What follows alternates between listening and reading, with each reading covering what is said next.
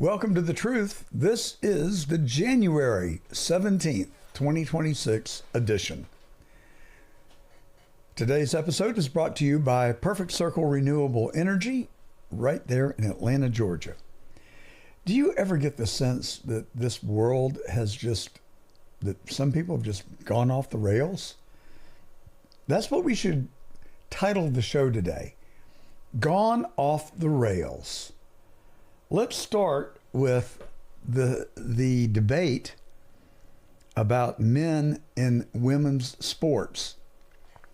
I heard Riley Gaines this week down here in South Florida. She came to our Palm Beach Republican Party Club. I just cannot tell you how authentic she is. Just so real. And she really does care. I think she cares about this country. I think she cares about her fellow women athletes. And I listened to her for an hour, and I could not have been more impressed. I actually heard her last Tuesday on the very day that she had been in Washington to attend the Supreme Court hearing when they received oral arguments on two cases that relate to men and women's sports. The issue in the court is whether states can in fact protect women. So the case has been heard, it's been fully briefed, and now we're waiting for the court to rule. This next session of the court is going to be historic, and it's going to be impactful.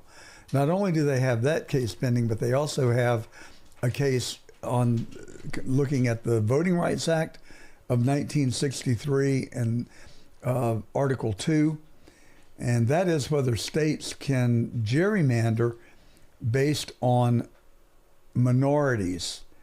So can they draw congressional districts in order to favor minorities? That has been the rule for the last 60 years.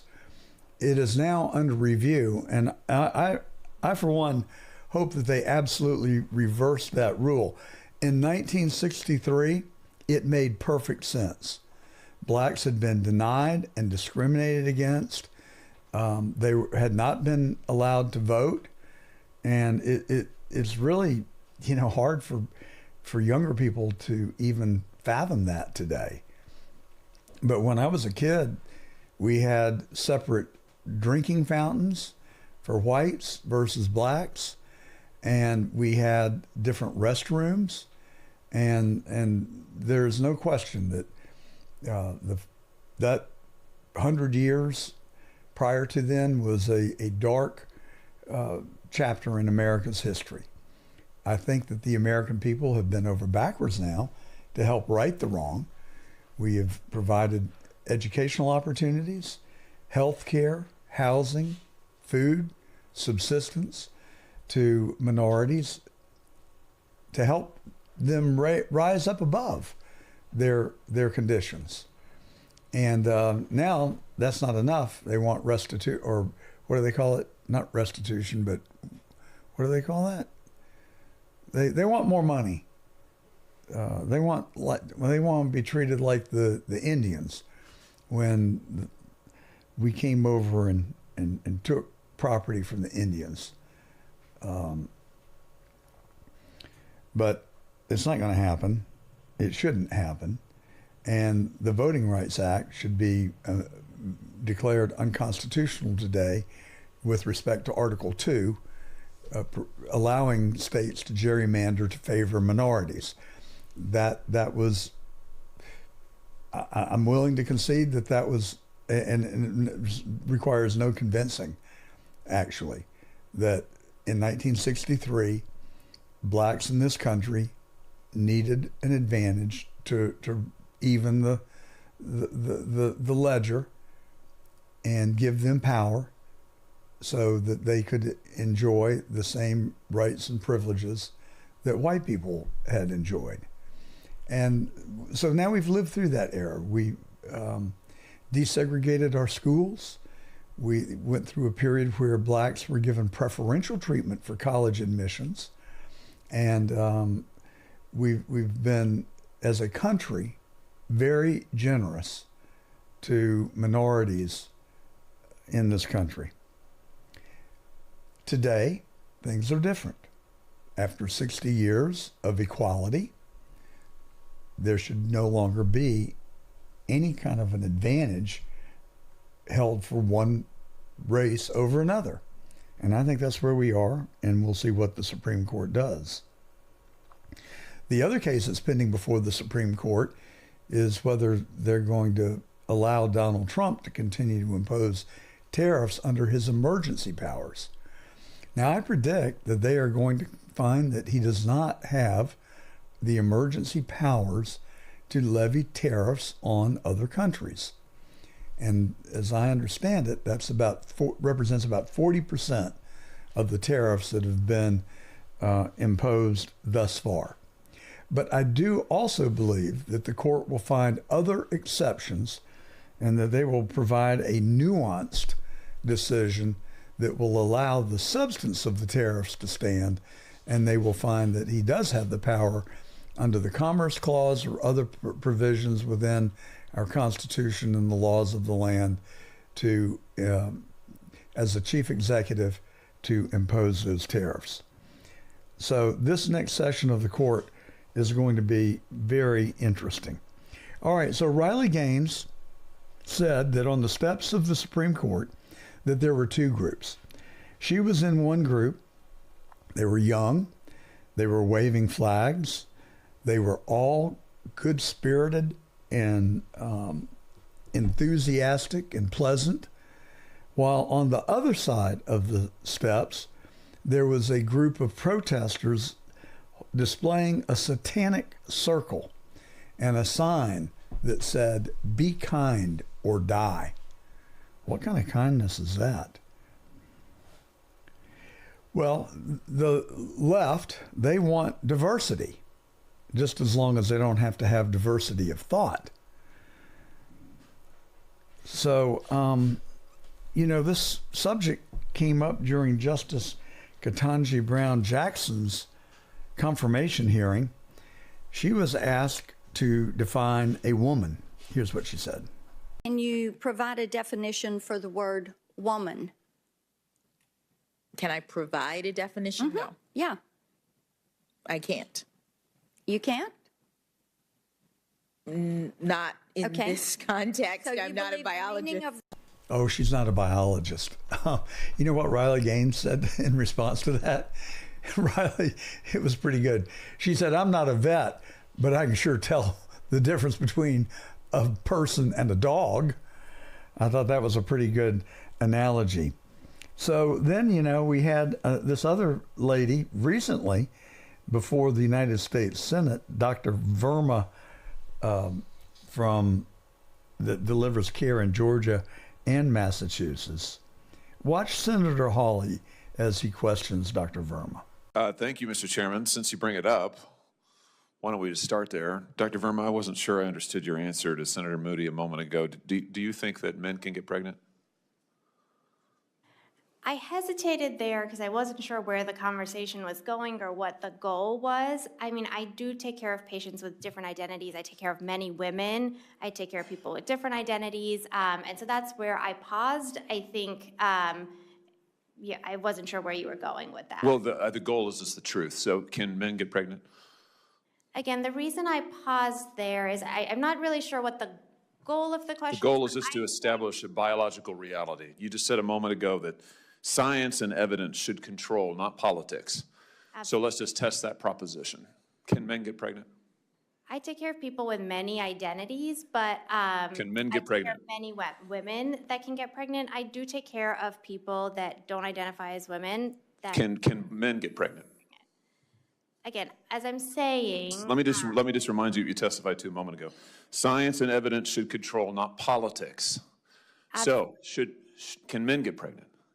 You're a doctor, I think. Science and evidence should guide medicine.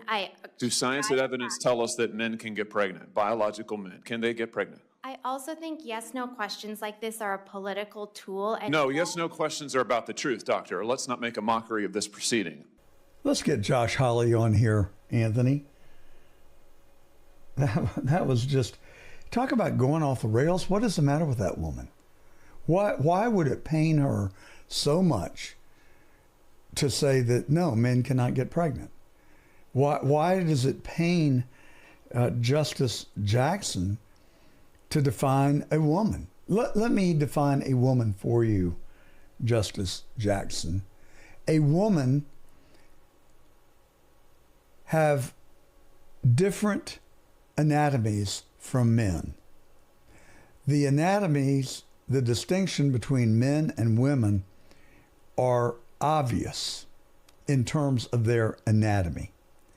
Women, unless they have a medical condition, have the ability to reproduce, to birth children.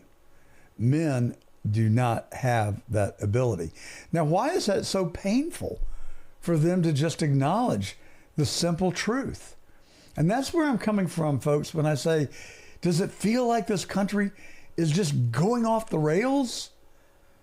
Maybe Riley Gaines can rehabilitate us. Here she is. I understand that you have to stand behind this podium and maintain a level of decorum. I do not. So, while of course I'm excited for the opportunity for the case that will be heard tomorrow, truthfully, I'm pissed off. I'm pissed off that we've reached a point where we seemingly have an entire political party who has diminished and erased our rights as women. That's exactly what this is. Don't let them frame it any other way. They love to hide behind words like compassion and empathy and inclusion. Let me be very, very clear. What me and what my teammates faced, it was not inclusive. It was exclusive, because we as women were excluded from participating, from competing, from calling ourselves champions, because we were sent the message, and there's lots of fingers to point. I mentioned the Democratic Party. You could point a finger at many different institutions, the NCAA being one of them. We were told loud and clear that our rights to safety, our rights to privacy in areas of undressing, our rights to equal opportunity, they didn't matter. They certainly didn't matter as much as the boy's feelings, the man's feelings, his happiness. We were told that mattered more than our rights. It's really hard to sit back and listen to this, and it's even harder to take it. It's scandalous. So Riley Gaines, as most of our audience knows, was a swimmer. She had competed since she was a little girl and had spent a large percentage of her life in the water, being a swimmer with the dreams of competing and representing her country in the Olympics. So she goes to an NCAA competition, and she's up on the platform from which they spring into the water, and she looked next to her, and there's a 6'4" dude dressed in a woman's bathing suit that reveals his private parts. Her first reaction was one of disgust, and her second reaction was one of disbelief that she was going to have to swim and compete against this male. Well, compete they did. They swam the race, and it ended in an absolute tie. They both touched the wall at the exact same second. And there are hardly ever ties in swimming. But Riley Gaines was able to compete against this man and tie him. So at the end of the competition, when they were handing out the awards, the guy from the NCAA comes up to Ms. Gaines and says, "I'm sorry, in swimming there are no ties, and I'm very sorry, but I've been instructed to award the trophy to the man." Riley Gaines didn't get to advance in the Olympic trials. Her dreams were shattered.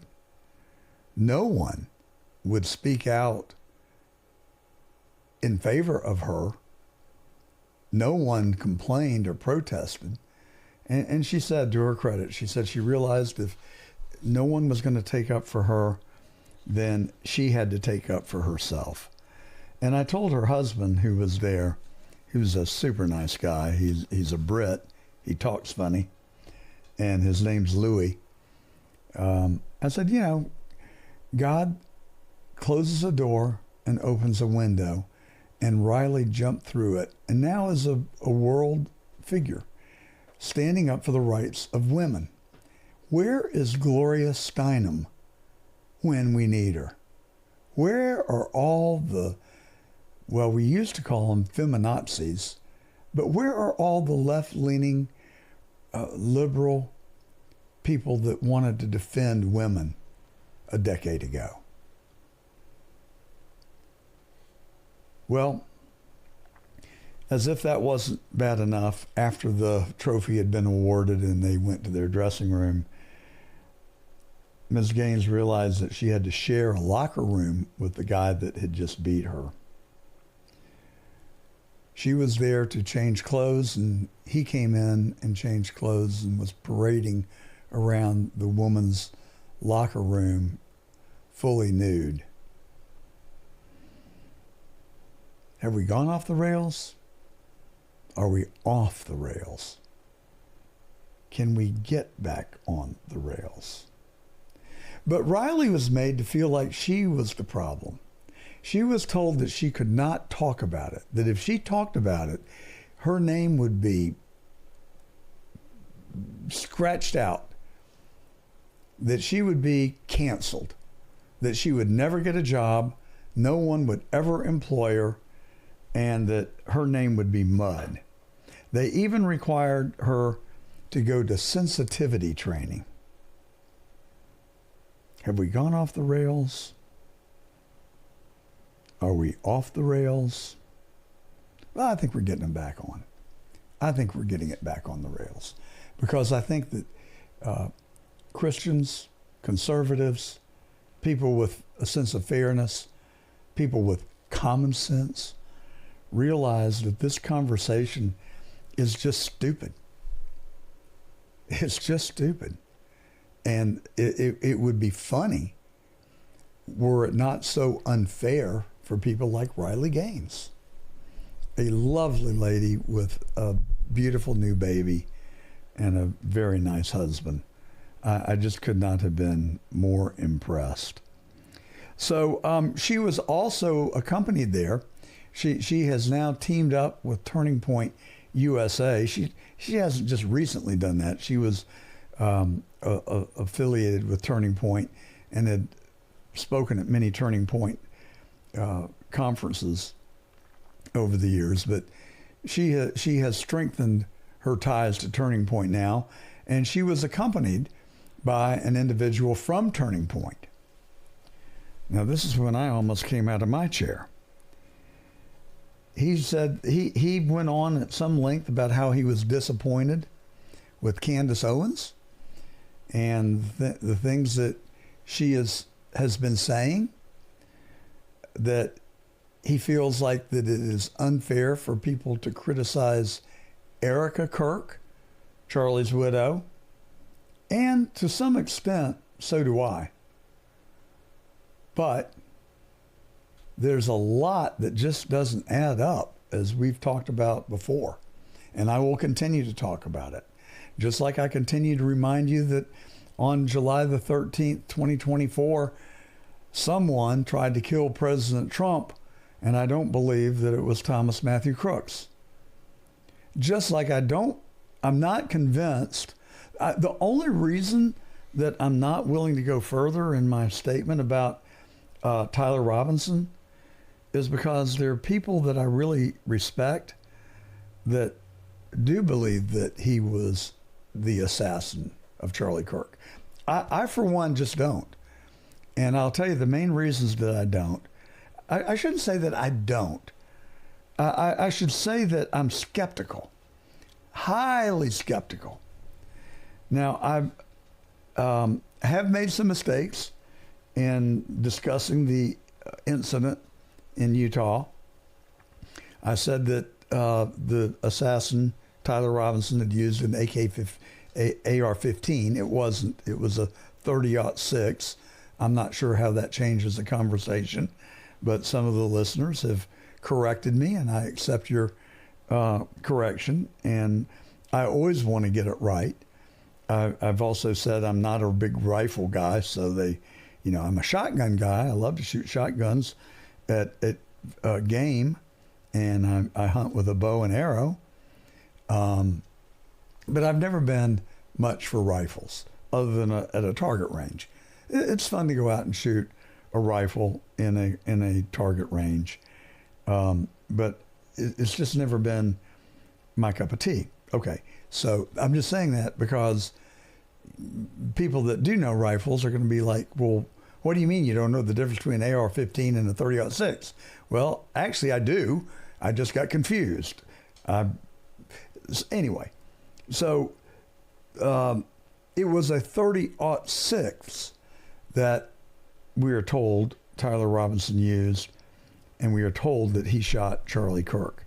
Now, the reasons that I question that are, number one, I know enough about 30-06s because I've watched a ton of YouTube videos where people have taken a 30-06 and shot it into animal parts, like a pig's leg or the loin of a sheep, other watermelons.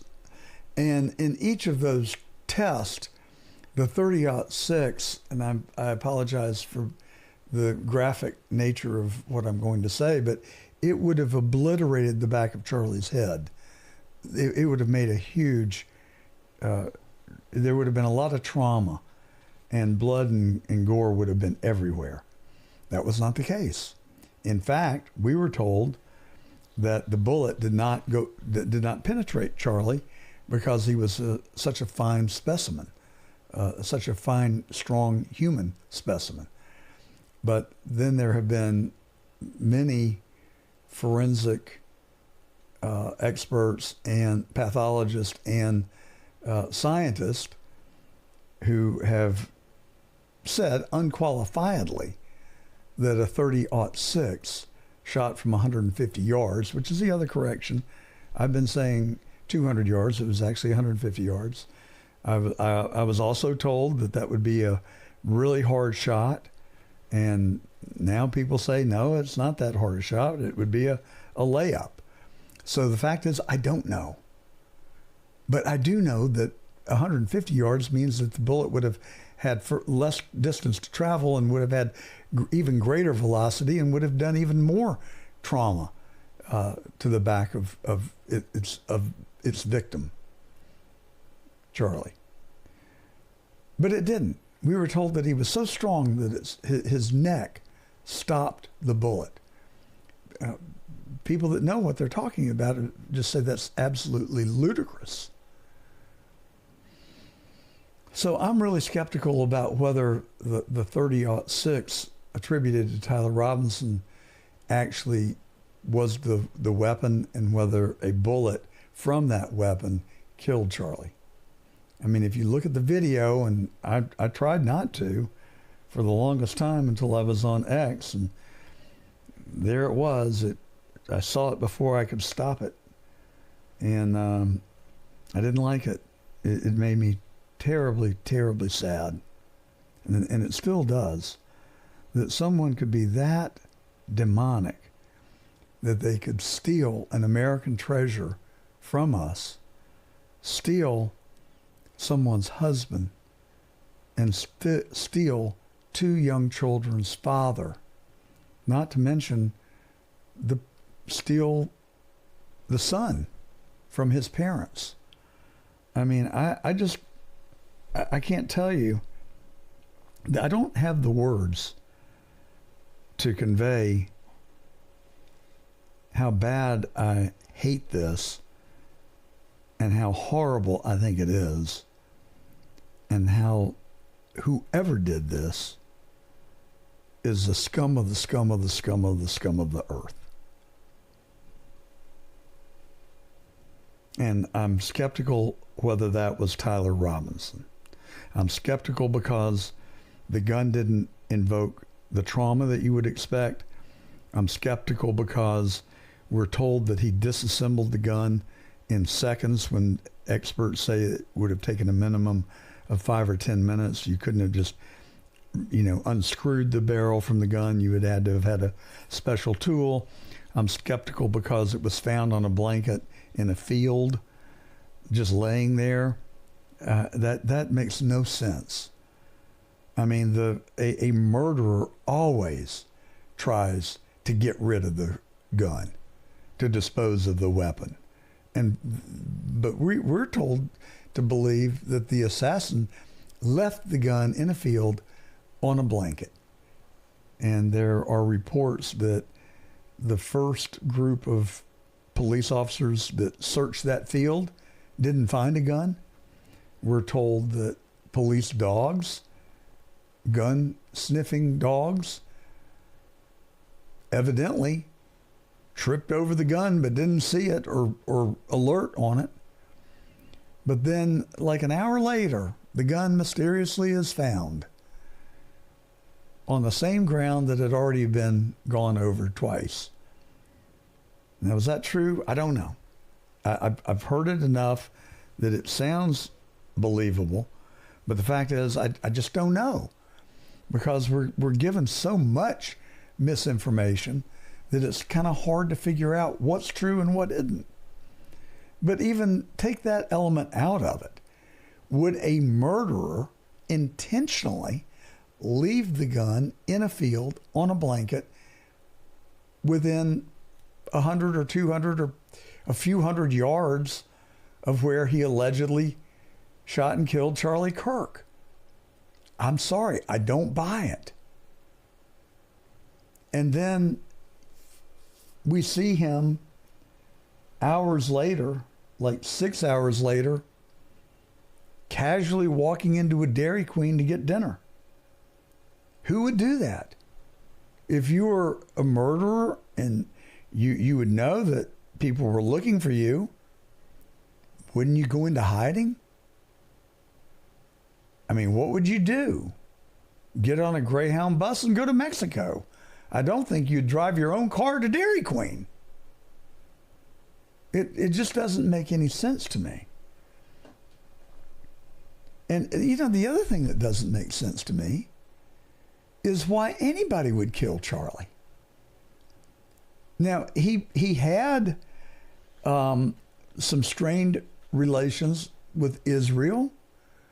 We know Israel doesn't play. We know that Mossad is a very cruel, mean organization, the intelligence agency of Israel. We know that Israel has a stranglehold in our country. 3% of our population is Jewish. They have 35% of the wealth, and they control 85% of media. And Netanyahu comes to the United States more than I visit McDonald's. So what's up? And the fact that Charlie was distancing himself from the war in Gaza, and the fact that he was told that he should not have Tucker Carlson appear at Turning Point events because Tucker felt that the war in Gaza had transformed from a war out of necessity to a campaign for genocide? Motive? Opportunity? I don't know. We know that the security detail for Charlie, that the chief of it went on a podcast and just sounded sketchy as hell, said he wasn't permitted to fly a drone over the amphitheater, yet witnesses said there were a lot of drones, and supposedly there were military planes circling over as well. I'm told. I can't prove that, but that's what a lot of YouTubers have reported. But for the head of Charlie's security detail to say that he didn't have the authority to fly a drone over the venue is really kind of ludicrous when you think about it. And he said that it would have violated the airport's airspace. Well, I don't think there's an airport within proximity that a drone would have invaded the airspace, but I haven't really looked. But I'm not aware of one. So there are just so many questions and so many things that don't add up. Now, I'm kind of like the guy from Turning Point. I give Erica Kirk a lot of leeway because I think she is a traumatized, grieving widow. And I respect that, and I think there is a boundary there. But this guy said it's unfair to criticize Erica. I don't know that I would call it criticism. I would think a equally correct characterization might be point out some of her bizarre kind of behavior, like coming out on the Turning Point stage in a sparkly dress, walking between pyrotechnics, smoke and stuff like you would see in a rock concert. Not really the behavior you would expect from a grieving widow. But I'm not going to judge her because she is grieving, she is traumatized. She does have 2 young children who do not have a father today. And so this young man from Turning Point said, it's time for you to focus your eyes back on the ball. In other words, stop looking at Charlie's death while professing to have been one of Charlie's best friends. Well, I want you to know that if one of my best friends dies from violent and mysterious circumstances, I will fight until my death to find who did it and to get the truth.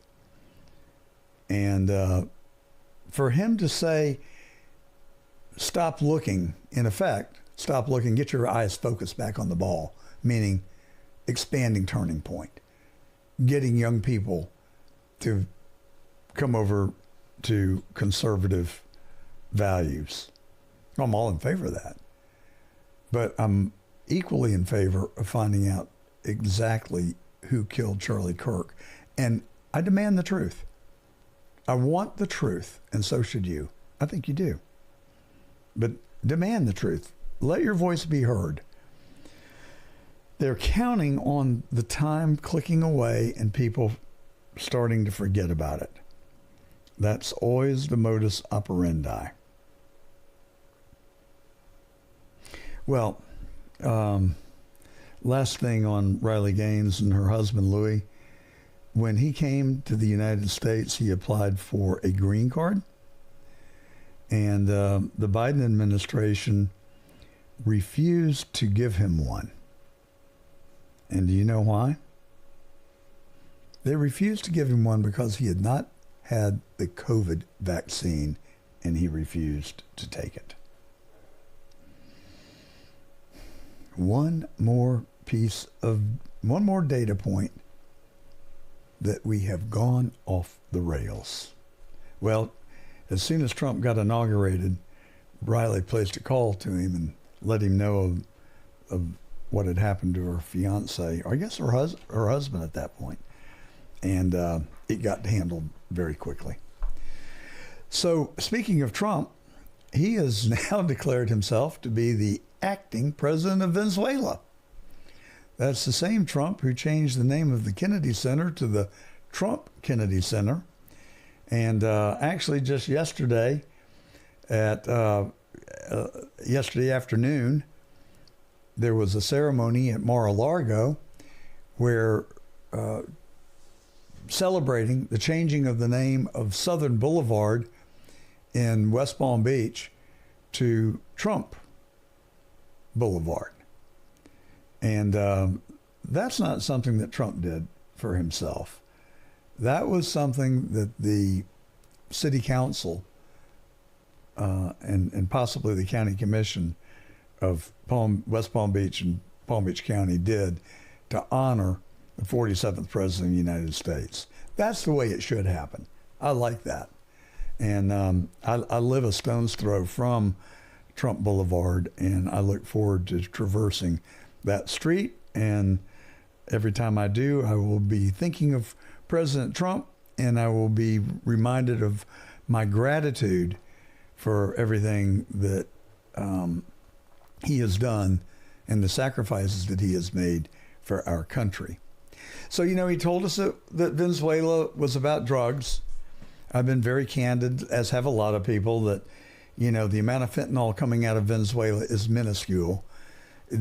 Cocaine does, I guess, pass through Venezuela out of Colombia on its way here. So Trump's solution was to shoot the boats out of the water. I don't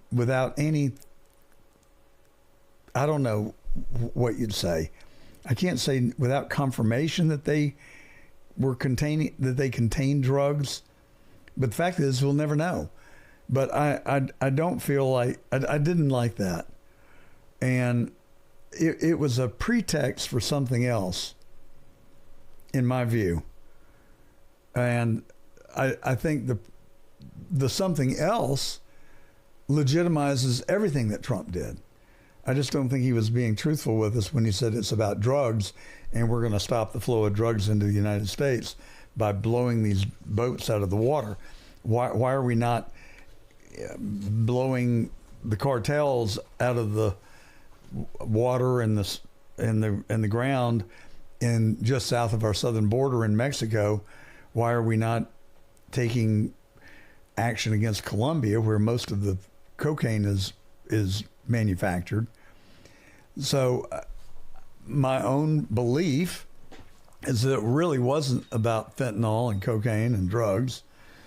It was a good pretext. I think what it really was about was the New World Order. And Russia is moving in on the Ukraine. Supposedly they're threatening Europe with nuclear weapons because the EU has been defending the Ukraine. And we know that China wants to take over Taiwan. So what I'm seeing are all these moves on the chessboard around the globe, and I think Trump is playing the game. I think he's playing the game with the Russians and the Chinese, who were cozying up to Maduro and who were also evading sanctions that were placed on Venezuela oil. They took oil out of Venezuela, delivered it to Cuba, which would then send it on to Iran, which would then sell it to China. And I think Trump said, that's not going to happen. We're going to stop it. And we're going to stop it right now. Well, Cuba is already in horrible economic shape. I mean, they are really hurting. High inflation, low employment, and people that are literally hungry. And this movement on Venezuela is going to really hurt Cuba. It's going to, if they're hurting now, they're going to be actually reeked with pain in a few weeks, because their source of income just dried up. And their own source of fuel, petroleum, has dried up. So I'm not sure who's going to bail Cuba out. Russia and China both have said that they're not going to come to Cuba's rescue. So I don't know how this is going to play out. And then there's Colombia. And Trump has made statements that they're going to have to change their way of doing business and the way they're conducting themselves, or else they may well be next in the barrel. And then there's Mexico. Trump has repeatedly said that he has offered our military to help the president of Mexico deal with the cartels. And a lot of pundits believe that she is just frightened to death of the cartels and has said, no, that's okay, Mr. President, we'll handle it. But she's not handling it because most scholars that know Mexico believe that the cartels are in charge. How scary is that? No question, oil is a big part of the reason that we moved in on Venezuela. Here is President Trump himself in his speaking about meeting with oil execs. So we're going to discuss how these great American companies can help rapidly rebuild Venezuela's dilapidated oil industry and bring millions of barrels of oil production to benefit the United States, the people of Venezuela, and the entire world. And yesterday, the number is 30 million barrels. I can't even, is that a correct number? 30 million barrels. You hear that, Peter? Of oil was given to us by Venezuela. That's a lot of oil. It's about $4 billion worth, and it's on its way to the United States right now. And we want to thank Venezuela for that. And we're working very well with them, obviously, or they wouldn't have been so generous. But they respect us again. They didn't respect us at all before. So that's money that goes to the United States. Some will go to Venezuela, and some will go to the oil companies, but not that, because that's already been extracted. So you're not getting any of that, but when you start extracting, you'll get. But it's tremendous reserves, among the biggest in the world. Some people say it is the biggest in the world. And we're going to be working with Venezuela. We're going to be making the decision as to which oil companies are going to go in, that we're going to allow to go in. Going to cut a deal with the companies. We'll probably do that today or very shortly thereafter with Chris and Doug. And we're dealing with the country, so we're empowered to make that deal. And you'll have total safety, total security. One of the reasons you couldn't go in is you had no guarantees, you had no security, but now you have total security. It's a whole different Venezuela, and Venezuela is going to be very successful. And the people of the United States are going to be big beneficiaries because we're going to be extracting, numbers of, in terms of oil, like, few people have ever seen, actually. So you're dealing with us directly. You're not dealing with Venezuela at all. We don't want you to deal with Venezuela.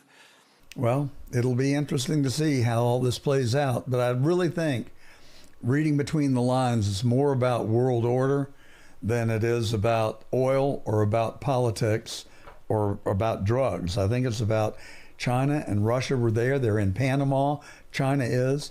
We built the Panama Canal, and now China is there tariffing people, charging people to use it, and giving their allies and their ships preferential treatment. And the president is getting all of that under control and realigning it. Now, if you enjoy our show and you enjoy our clips, it's really better if you see them than just listen. We try and make sure that our radio listeners can get the full effect of the clips. But if you want to watch us on YouTube, Rumble, Facebook, X, or Getter, you can go there right now. We're broadcasting live on those social media platforms, Getter, X, Facebook, Rumble, YouTube. Just hit the live button on the platform, search for John Gordon Truth. We'll pop right up. And not only can you hear the clips, but you can also watch them. And that's kind of neat to be able to do that. Now, here is what Howard Lutnick said, and this is part of that puzzle about Taiwan. We're not conceding Taiwan to the Chinese by any means. If you don't believe it, listen to this. Breaking right now, the White House and the Commerce Department unveiling a new trade agreement with Taiwan. They're calling the deal historic. Here's what you, the CNBC audience, cares about. Taiwan Semiconductor and other technology companies based in Taiwan will make new direct investments of at least $250 billion. As part of the deal, Taiwan will provide credit guarantees of at least $250 billion as well. The United States, along with Taiwan combined, will establish world-class industrial parks in the U.S. They will strengthen us, the U.S., as the global center for next-generation technologies around semiconductors and AI. As part of this agreement, the reciprocal tariff rate applied to Taiwanese goods will total no more than 15%. That is down from 20%, so a 5% cut there. As part of this deal, have you gotten commitments from Taiwan Semiconductor, the company, that they will expand that already expanding facility that you and I sat down in 6 months ago? Exactly. So they just bought hundreds of acres adjacent to their property. Now, I'm going to let them go through it with their board and give them time. But of the $250 billion of commitment that is directly from companies, so basically there's two commitments from Taiwan. There's $250 billion that comes directly from companies, and then there's $250 billion supplied by the government to help their smaller and medium-sized companies all and bring that whole supply chain to America. So we're going to bring it all over so we become self-sufficient in the capacity of building semiconductors. This is exactly what Donald Trump said he was going to do, and he is doing it today. $250 billion and $250 billion. This is the kind of scale that Donald Trump operates in. So it's just phenomenal what this president is doing. And he has gotten businesses to invest $250 billion and the Taiwan government to invest $250 billion in Taiwan manufactured chips that are reserved for the United States. So that is going to help solidify our dominance in the AI space for many decades to come, I do believe.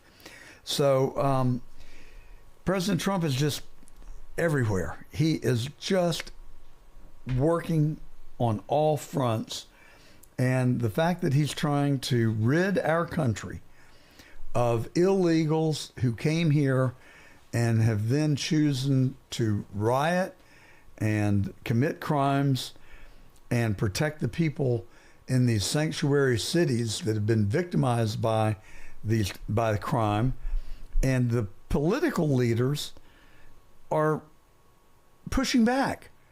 In fact, they're presenting obstacles to President Trump doing what 70 million Americans voted for him and asked him to do. Take Tim Walz, for example. Last week, that campaign claimed the life of Renee Nicole Good. We've all watched the video. We've all seen what happened. And yet, instead of conducting an impartial investigation so we can hold accountable the officer responsible for Renee's death, the Trump administration is devoting the full power of the federal government to finding an excuse to attack the victim and her family. So tonight, let me say once again to Donald Trump and Kristi Noem, end this occupation. You've done enough. Well, Tim Walz is just a liar. He is just sitting there and lying, saying that there needed to be accountability for the officer that Renee Nicole Good used her automobile against as a weapon, a lethal weapon. She actually ran over the officer, and he had to go to the hospital, and he had internal bleeding. But Walz and this frickin' numbskull mayor of Minneapolis, Jacob Fry, I wonder, where's his brain? Listen to what this buffoon says. Donald Trump said that Renee ran the ICE agent over. Don't take my word for it. Don't take their word for it. Watch the video from every single angle. I mean, the ICE agent walked away with a hip injury that he might as well have gotten from closing a refrigerator door with his hips. You think a refrigerator door is going to hurt and do damage like a automobile that she was speeding away in and hit him head on? And to minimize that officer's injuries, I mean, the fact that, thank God he was able to walk away. But he had to go to the hospital. He was injured. It doesn't really matter. It wouldn't matter if he had flipped over onto the hood and had been able to walk away with no injuries, no bruises, no anything. She still tried to assault the officer with a deadly weapon. From every angle that you watch it, that is the only conclusion that you can draw, coupled with the yelling and the screaming that she and her accomplice were doing as they were taunting and disrespecting the police officers there that day. I'm sorry that she died. I'm sorry that she made a mistake. I'm sorry she made the decision, her choice, to try and run a cop over, or that she just happened to have run the cop over when she was trying to get away from the cops. Either way, she's still guilty of having used the car as a lethal weapon against a police officer. Whether it was intentional or inadvertent, doesn't really matter. She was doing it. You know, there's a felony murder rule in this country that basically says that if you're conducting a felony and you use lethal force against someone, let's see, how does it go? Well, if someone dies in connection with the commission of a felony, that the person that, I can't remember, my laws getting scrambled in my brain, but if you're committing a felony and someone dies, you're guilty of murder by virtue of the fact that you engaged in a criminal activity that led to someone's death. And that's what we've got here. So Renee Nicole Good, I'm sorry she died. The fact of the matter is, no one is to blame but her. And maybe the person that was riding with her in the car that was encouraging her on as they were yelling and using vile language towards that police officer who was there doing his job. And so Walz and Fry come out with all this rhetoric that does nothing but fan the flames. And there should be a way to hold them accountable. There should be a way to hold them accountable, because they're basically encouraging people to break the laws of this country and then becoming their enablers and then defending them when they do it. There's just nothing too good for these people. All right, here's Christy Noem. When you approached him on the phone and made your appeal, what did he say? I said, sir, listen, Tim, you know the situation, what's going on. We are enforcing federal law. If you don't like the laws, go change them, but don't do it by giving place to these protesters and rioters that are perpetuating violence. And I said, you have my personal cell phone. You call me. If you need me, you call me. We will be there to help back you up, but protect your city, protect your state. And he paused for a few seconds, and he just said, yeah, okay. We have very different viewpoints of what's going on. I said, maybe we do, but we will be here if you need us, because that's our goal every day, is to keep people safe. There can be different viewpoints, but there can only be one truth. And the truth of the matter is, the left liberal Democrats in this country, along with Joe Biden and his administration, opened the doors wide open to allow illegals to come into the country. They gave them food, clothing, shelter, stipends, motor scooters, and thought that they could bribe them into voting for them because they were going to give them IDs, driver's licenses, enabling them to vote. That's what all this is about. Differing ideas, differing points of view, doesn't matter. That is the truth. And now we're having to clean it up. We're having to pay the price for it. And they're upset because their scheme is backfiring on them. And I don't know. I mean, folks, liberal, conservative, Democrat, Republican, it just does not matter. What does matter is truth and this country. And we should all stand for the laws of this country and the truth. And allowing 10 million people to come here illegally because you wanted their votes and you allowed the worst of the worst to come into the country, I just think it is beyond, it's way past treasonous. And I just hope and pray for some accountability.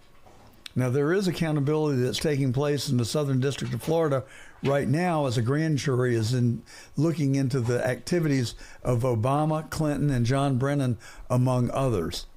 I'm gonna stay on top of that one for you folks, and I will continue to report for you and let you know how that progresses and how it develops.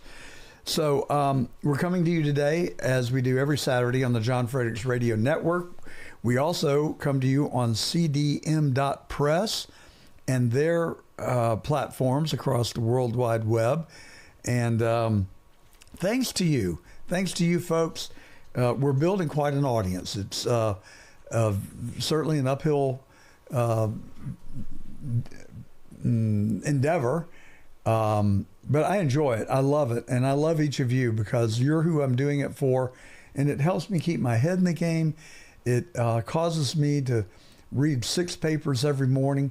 And I take a lot of pride in the product that we put out every Saturday, the podcast that we publish during the week, and the YouTube videos that we put up for your education and enjoyment. We do have 2 great guests today. Gary Benoit, he's the editor-in-chief of The New American.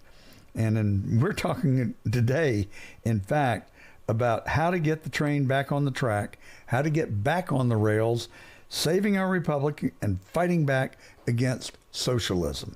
We had a very good conversation, and I think you're going to enjoy it. And folks, I could not be more thrilled to tell you that earlier this week, I interviewed Governor Scott Walker, the former governor of Wisconsin. He was real young when he got elected, and he served as the chief executive for the county in Wisconsin when he started his career. He took a deficit and turned it into a surplus. He reduced the city employment rolls by a significant amount, I think 20% reduction in workforce, much like President Trump is doing right now in the federal government. And then he became governor. He stopped collective bargaining for public employees, and he stood up to the teachers. He had 2 terms, and then the labor unions and the teachers came after him, and he lost his 3rd term by 1%.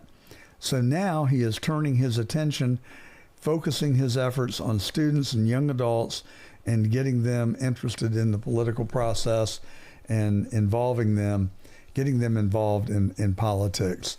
And it was a great conversation. You're going to love it.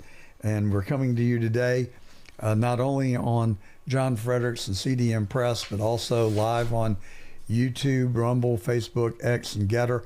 If you like our programming, would you just do me a little favor and subscribe? You can click the notifications, and you'll know you get notifications about our new episodes and new videos when we post them. And you can also follow us on Facebook, X, TikTok, Instagram, Getter, and Truth Social. All of our past episodes are on johngordon.tv. And of course, you can write me at johngordontruth@gmail.com. Thank you for the letters that you've sent, and I've read them and I've responded to them, and I love hearing from you, and I hope you'll continue to do it. Today, we're brought to you by Perfect Circle Renewable Energy, a restaurant services company in Atlanta, Georgia. They help restaurants by cleaning their vent hoods and servicing their grease traps, and collecting their waste vegetable oil, cleaning the front of the house and the back of the house. And you can find them on the World Wide Web at pcrenergy.com. And I think that about covers it, doesn't it, Anthony? Did I leave anything out? Are we ready to go to our first interview? Stay with us now. Here is our interview with Gary Benoit. Charlie Kirk has been assassinated. Somalis have taken over the state of Minnesota and have engaged in mammoth, epic amounts of fraud. And we've elected the first Democratic socialist in the nation's history to be mayor of New York City. It feels to me like the entire world has gone crazy. Gary Benoit is an author, a scholar. He graduated cum laude from the University of Lowell, which is actually the University of Massachusetts, Lowell. And the following year, he joined the staff of the John Birch Society, where he is now the editor of their publication, The New American. Yeah, that's it. Sorry, I had just a momentary lapse. All right, so Gary, welcome to The Truth. Do you feel like I'm engaging in hyperbole when I review those sort of snapshots of where we are as a country and society? Not at all. I think you are spot on. Is it cause for alarm? Yes. So I read the other day that when I was born, a long, long time ago, that the population of the United States was 90% Christian whites. Mm-hmm. Today, that number is 40%. Now, I know that we're on very shaky grounds here because I will be termed a racist just by asking the question. But is this big noble experiment that we've engaged in for the last 70 years starting to show fractures? Well, of course, John, the way I look at it would not be through the lens of race, but through the lens of culture. And it is not true that all cultures are equal. If all cultures were equal, then if we were to look, for instance, at the Aztec culture, where they sacrificed all kinds of people on their temples, and the blood was just flowing, all the people they killed, that would be equal to a Christian culture. And of course, we know that's not true. So Christianity, and also going back to the Jewish precedent, because that was the precursor to Christianity, it is those laws, the laws of God, that really bring about a just civilization, a good civilization, if we follow those laws. And if we flood the United States with people who do not have an understanding of freedom, who do not have an understanding of our Christian heritage, then obviously that's going to create problems. And of course, if you go back, John, many years ago, people did come to this country with the idea of becoming part of the American dream, with the idea of working hard and pulling themselves up by the bootstraps. They did not want a helping hand, although in some cases that was needed. But when it was needed, it was provided through charity. It was provided by neighbors helping neighbors. The church would get involved and whatnot. And today, of course, we have this massive social welfare state that serves as a magnet for people to come here. And we have now no longer a policy of assimilation, which is what we had in the past. We have now a policy of reverse assimilation. And of course, we're seeing the effects of that. It's a dire circumstance to me. I mean, we have these people that we have extended our hospitality and our generosity to. And Yes. instead of being grateful, they have become entitled and determined to get more, and even through unlawful ways. It seems to me, and I am becoming increasingly more of this mindset, that it is time for a reset. Step one is to close the borders, except for those exceptions that policymakers deem necessary and in America's best interest. We can no longer take the tired, the hungry, and the betrodden and bring them to this country, because our social services systems are at the breaking point and are even worse. And this is really, in my mind, the ultimate litmus test. Our national debt is at $38 trillion. The interest payments are $1 trillion a year. We are reaching a tipping point, I fear. What do you think? I think you're right. As a matter of fact, that interest in the national debt that you refer to, which is something, John, that you don't often hear about, but just the interest on the debt is getting within the range of all the money we spend for the Department of Defense or the Department of War. Well, I read just this week that it has now eclipsed defense spending. And, Wow. at some point we will be unable to continue to pay the debt. And then we'll do what government always does, and we will start printing money to paying for the debt. And that will cause hyperinflation, and we will be reduced to nothing more than a third world country. And our people will leave. The wealthy people, just like they're doing in New York, they are leaving New York in droves. You know, I got an email just before we came on this morning, and from a friend of mine who is a lawyer in New York, and he has written a white paper advising his clients how to decouple from the state of New York and from California and other left-leaning states who are determined to tax the rich. And so that to me is just unprecedented. I mean, I've never seen a publication that is a guidebook on how to leave your state of residence and do so without financial repercussions brought on by the state. It's really quite incredible, John, that we have reached that point in the United States of America, but it also raises the question, what happens if the entire country goes down?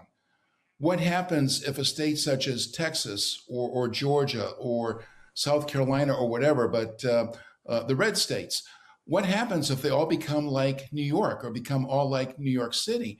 And of course, that's the game plan on the part of the people who want to consolidate control. What happens if the whole world becomes a totalitarian state or totalitarian socialism? Where do you go then? What country do you go to if the people at the top have control of the entire world? And so it is very frightening. But the good news is that we can do something about it. And what we can do is to expose what's behind it and return to the Constitution. And that, in essence, is the program of the John Birch Society. Well, you have my 100% support. That is exactly, I think, it's not the right strategy. It's the only strategy if we're going to save this country, if we want to preserve it. And, you know, I'm not entitled, but damned if I don't feel like I have a right to demand that, because my father served in World War II. I have been a good contributing member of our society for 72 years. I've never been accused of a crime, let alone I've never been detained by the police. I've never been questioned by the police. I've had two IRS audits in my business, and I received no change letters from the audit. I'm not bragging. I'm not being boastful. I'm just saying, like you, I bet you could make the same statements. Yes, I can. And so can millions of people. And that's part of the good news. The fact that there are many wonderful people in the country. Yes. Another piece of good news is the fact that I believe many people, in fact, maybe most people, realize something is wrong. And of course, that's very different from the situation when the John Birch Society was founded in 1958. Back then, when we were trying to wake the town and tell the people and get them involved, most people just said, well, gee, I don't see a problem. What are you talking about? Communism in the United States of America? Don't you know we're anti-communist? And of course, today, that is very different. Today, as you pointed out, John, we have a democratic socialist, an acknowledged democratic socialist who's mayor of New York City, the largest city in the United States of America. So people do realize there's something wrong today. So the key is to explain what is behind it, to inform people about constitutional principles, and to get people involved in the freedom fight. And it can be done. You know, I've managed a campaign for governor in Georgia in 1982. And this big, very overweight gentleman named Matt Reese, who I was very fond of, he was a political consultant of national renown. I don't know if you remember, John Y. Brown won a absolutely dark horse campaign for governor of Kentucky. And his campaign was John Y. Brown means business for Kentucky. And that was Matt Reese's campaign. They just clobbered the opponents. Nobody saw it coming.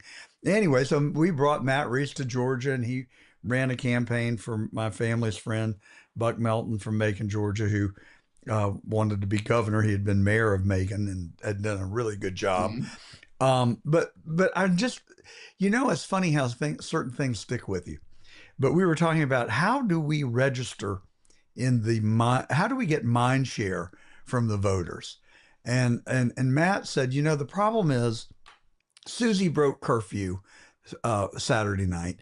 Johnny got an F in arithmetic on his report card.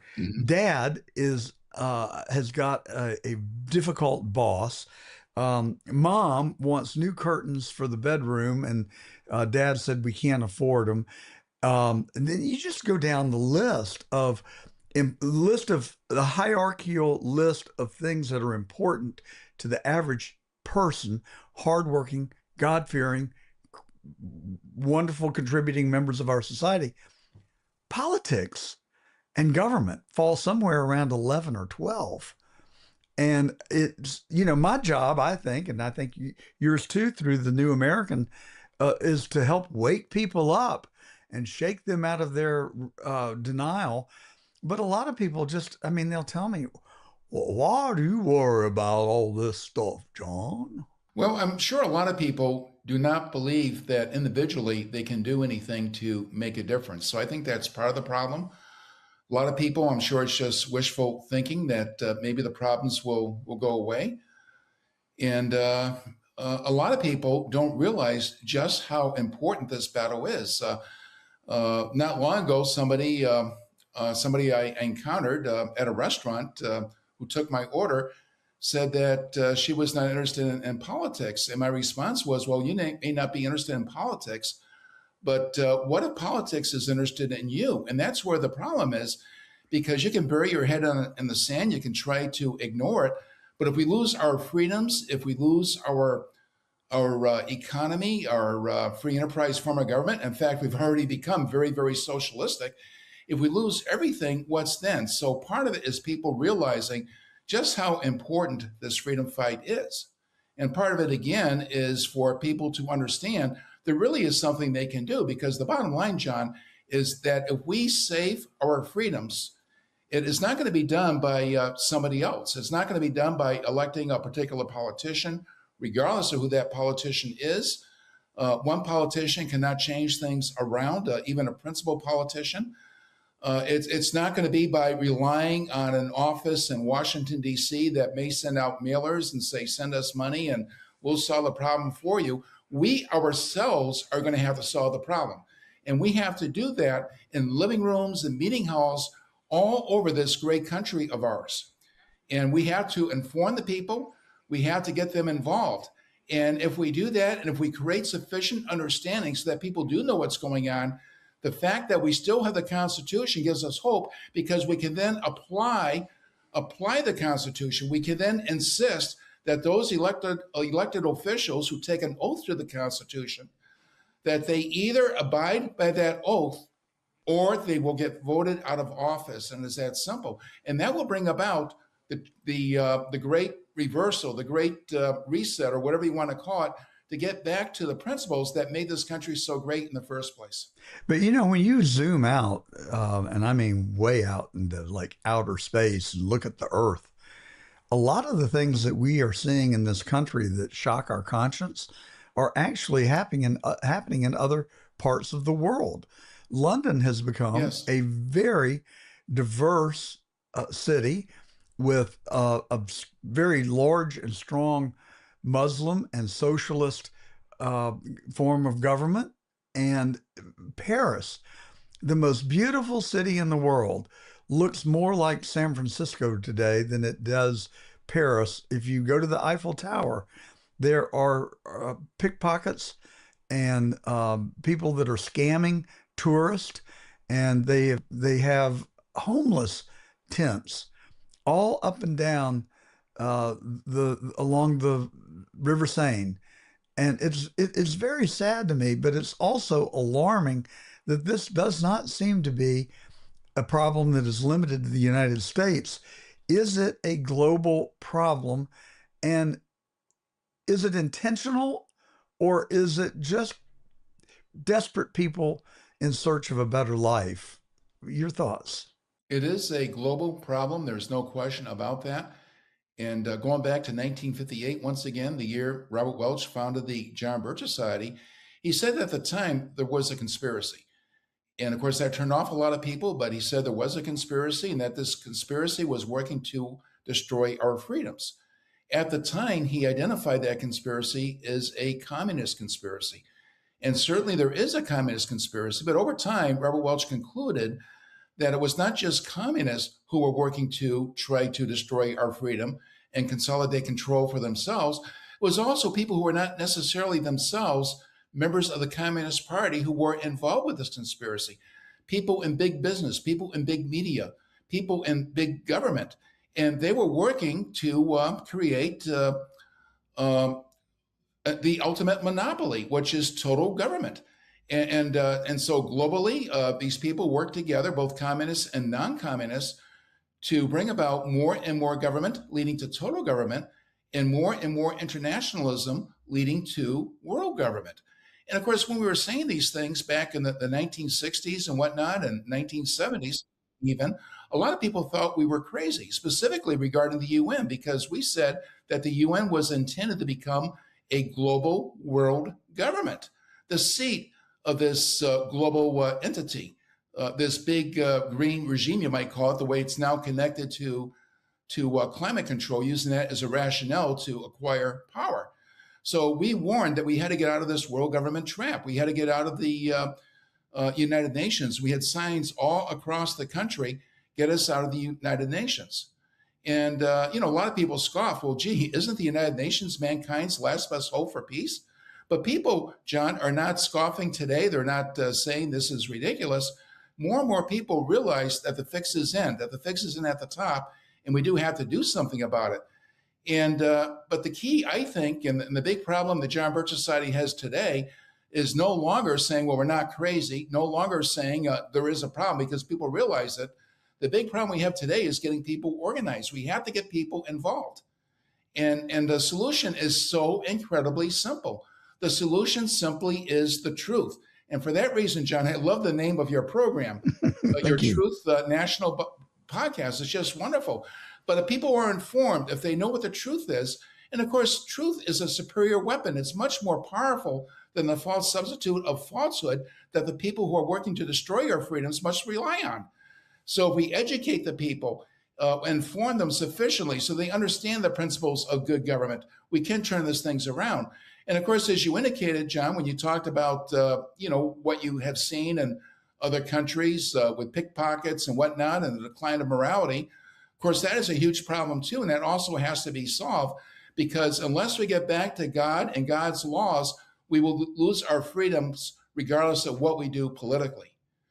It is impossible to have an immoral, free people. It's an oxymoron. It's like saying dry water. It just makes you, I don't know what makes you, it makes me just bewildered, frankly, why anybody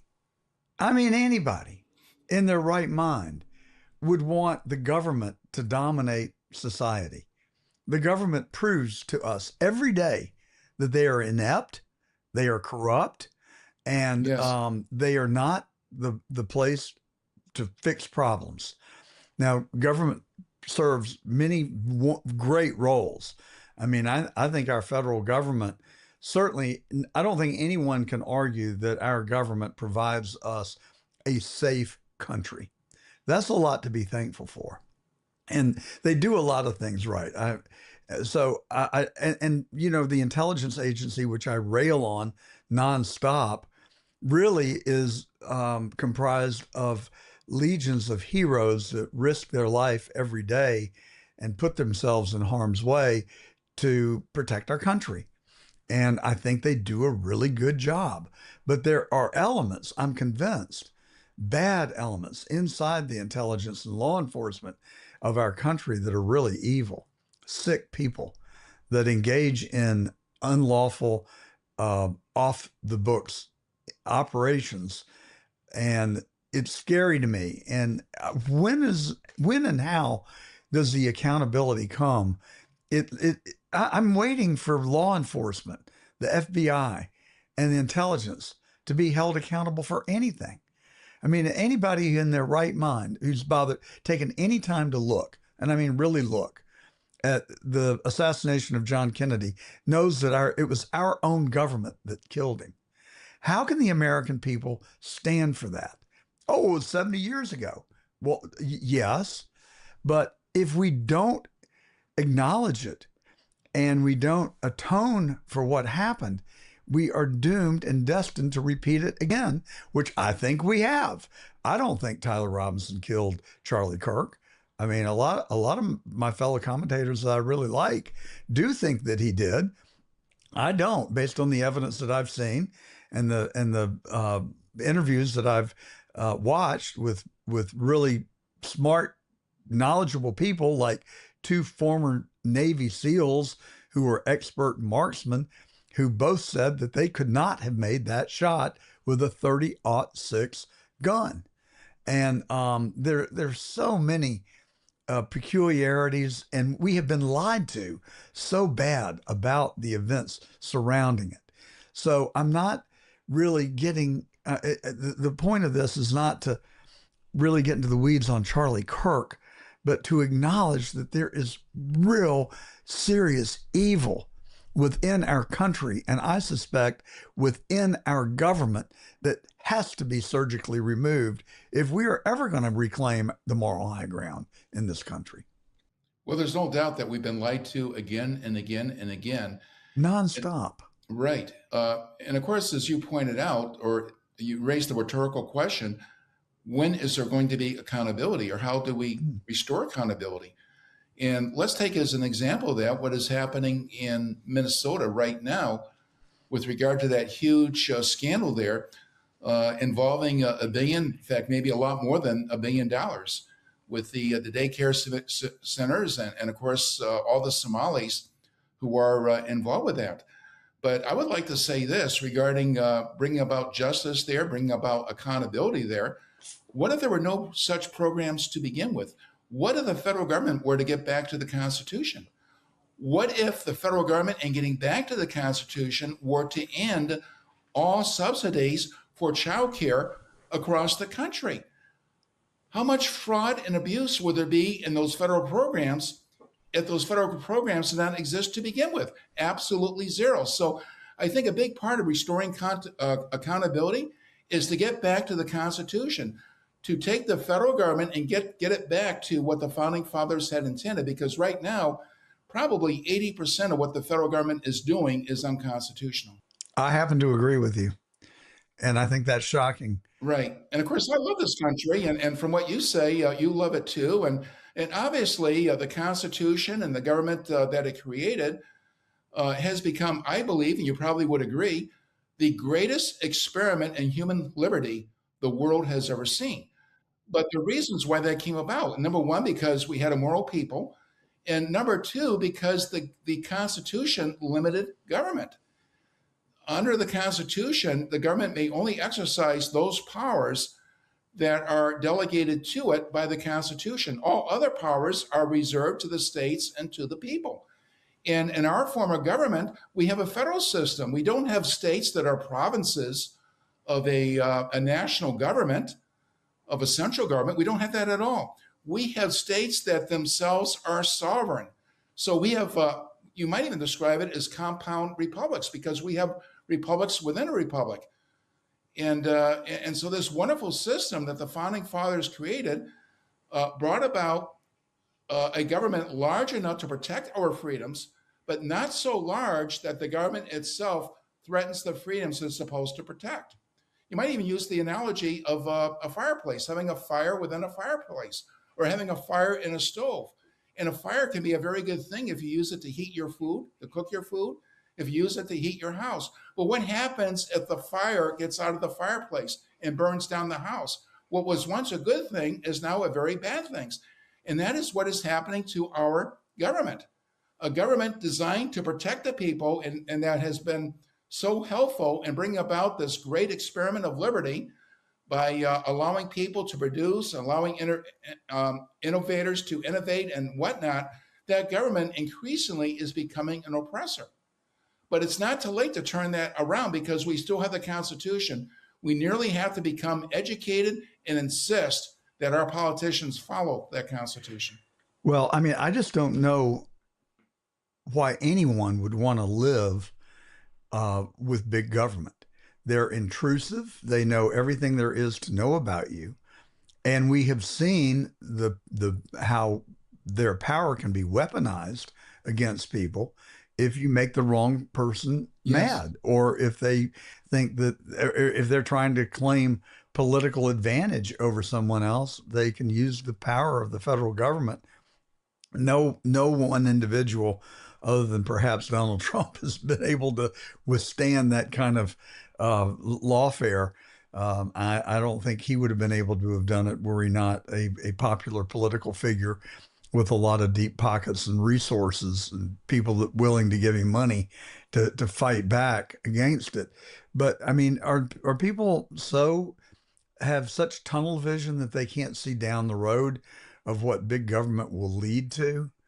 I think that's the case with many people. What many people have been dumbed down, or they've been indoctrinated to the point where they do not understand the simple principle that there is no such thing as a free lunch. They do not understand that a government that can give to you everything you might possibly want can take away from you everything you have. They don't realize that government is non-productive. In order to give from some, they have to take from others. They don't realize that the people who operate that government become consumed with power. And instead of using that power to help the people, they use that power to oppress the people. But there's another factor too, and that is there are people who know exactly what they're doing. There are people who understand economic principles and political principles. But these are people who are evil, and these people, they want total control for themselves. And it's what George Orwell described in 1984 when he referred to a human boot. When he referred to a boot stamping on the human face forever. There are such people. It is hard for us to understand that, John, because we don't think like those people. We don't think like an evil person. And you could, of course, ask other questions. Look at Hitler, for instance. Why did Hitler kill so many people that he did? Why did Stalin do what he did? Why did Castro do what he did? And so forth. These people, I believe, did not truly believe in the lie of socialism or the lie of communism. They simply used the lies in order to beguile the people to acquire power so that they can rule over everyone else. And this conspiracy needs to be exposed, and that's what the John Birch Society is working to do. Well, Venezuela and Cuba actually are perfect examples of what you're saying. Venezuela 50, 60 years ago was one of the wealthiest nations in the world. Their oil reserves are the highest of any other country in the world. And somehow, with the election of a socialist, the country became socialist communist. And now you can see that it's a wealthy country for those who are in charge, and everybody else and most people live in abject poverty. I mean, why would you want to allow that to happen to our country? Why would anybody want that? Well, the only people who would want that would be the people who lack understanding, who have been duped, and they just want to get handouts, or the people who know exactly what they are doing, and they imagine themselves being at the top, controlling everyone else. Well, you and I see it the same way, but then I think you have to question, what is the role of the media in all of this? You know, I watched a CNN segment on Minnesota and Nick Shirley. And the interviewer had the mic right in front of Nick Shirley's face and said, "How do you know you're right? How do you know you're right?" And he said, "Well, look, just come with me and let's go to the classrooms that are boarded up and the glass is black and make your own determination." And she was having none of it. So what is their motivation, for God's sakes? What do they think? What is their agenda? They have to have some sort of an agenda to deny the plain truth that everyone else can see, but they're trying to repackage and sell as being something that we don't see. It is a detachment from reality. I think that's a very good way of putting it. It is a detachment from reality. But sometimes people can be what we call today red pilled. I mean, sometimes people may not realize what's going on, but all of a sudden one day they wake up and, oh my goodness, this is what it all means. And, it might be, cite an analogy, somebody who draws, let's say, a picture or draws a sketch and they hide something within that picture that they've drawn, maybe a baseball or cart or whatever. And you look at it and you can't see it because it's hidden. And all of a sudden you see it and then you scratch your head and you say, well, gee, why couldn't I have seen that to begin with? Because it's so obvious. And I think that kind of double take, that kind of realization, that kind of red pilling, I think we saw a lot of that back in 2020 with the COVID period, where people realized, my goodness, because of this disease, COVID, I'm supposed to stay in my home. I can't go to my job. I can't work. I'm not supposed to go to church. What is going on here in the land of the free and the home of the brave? And a lot of people woke up. So that's part of the hope, is that people are waking up. They are being red pilled. So what was going on there? I still don't feel like I don't have an explanation for COVID. I mean, I've got more questions than answers. I think the fundamental question that no one has addressed, and everybody kind of dances around it, frankly, and I don't, even Trump, and I don't really understand why. Was it intentional or was it unintentional? That is the first foundational question that I would like to have answered. Well, regarding the actual release of the disease from China, the virus, I can't say that for sure. It was intentional or unintentional, but I believe I can say absolutely that it was used as a rationale. It was used as a rationale to get the American people used to a different kind of situation, a different kind of condition, where they were no longer able to exercise the freedoms that they once were taken for granted. And of course, those controls have been withdrawn. But now that the precedent has been established, who's to say that those controls will not be put in place again when the next crisis or so-called crisis comes along? I think a lot of people realize that. And if we had another virus today where people were told to stay in their homes, to wear masks, even when they're outside, to not go to work, to not go to church and whatnot, I think there'd be a lot more resistance to that today than there was in 2020. Don't you? Yes, I do. And that's a good thing. I think, Gary, and I love our conversation. You and I are kindred spirits. Oh, thank you. I think that what we do know, I think what you put forth is a theory, and it is a very plausible theory. I think an equally, I don't know, plausible, a theory that I'm willing to and would like to receive information on. We were lied to initially on where the virus came from. So we'll start there. Oh, it was a bat cave 2 hours from Wuhan.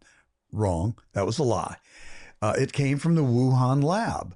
And we know that Anthony Fauci had dealings with the Wuhan lab, and we know that our own government participated in the funding of the Wuhan lab, and hence the coronavirus. So that's really the extent of what we know, except there was one lady who was a pretty senior in the Wuhan lab, and she started to talk. And she disappeared and has never been seen since. So what did she or does she know that we were deprived from learning, and why? That's why my antennas are up. I know that, the Chinese don't value human life. They've proven that because they've committed genocide against their own people. And they also despised and hated Trump because he was the one U.S. leader who had stood up to them and was pushing back on a lot of their aggressions.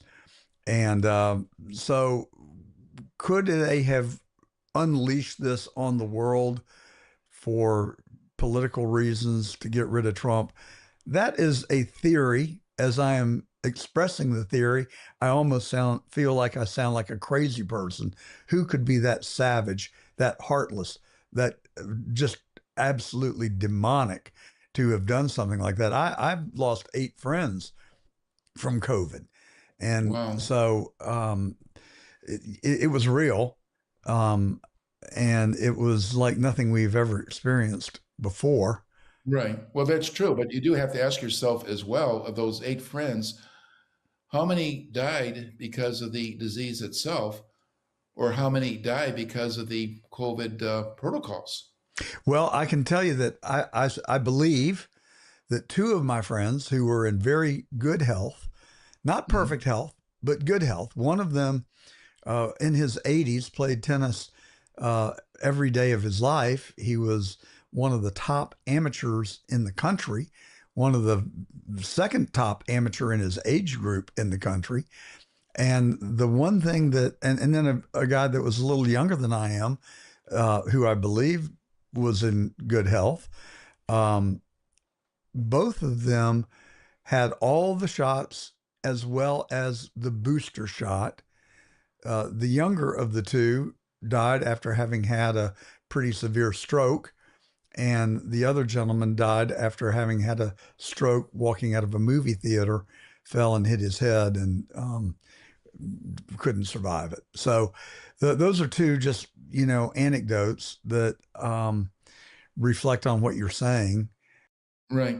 But there is growing evidence, though, that the COVID shots actually did more harm than the disease itself.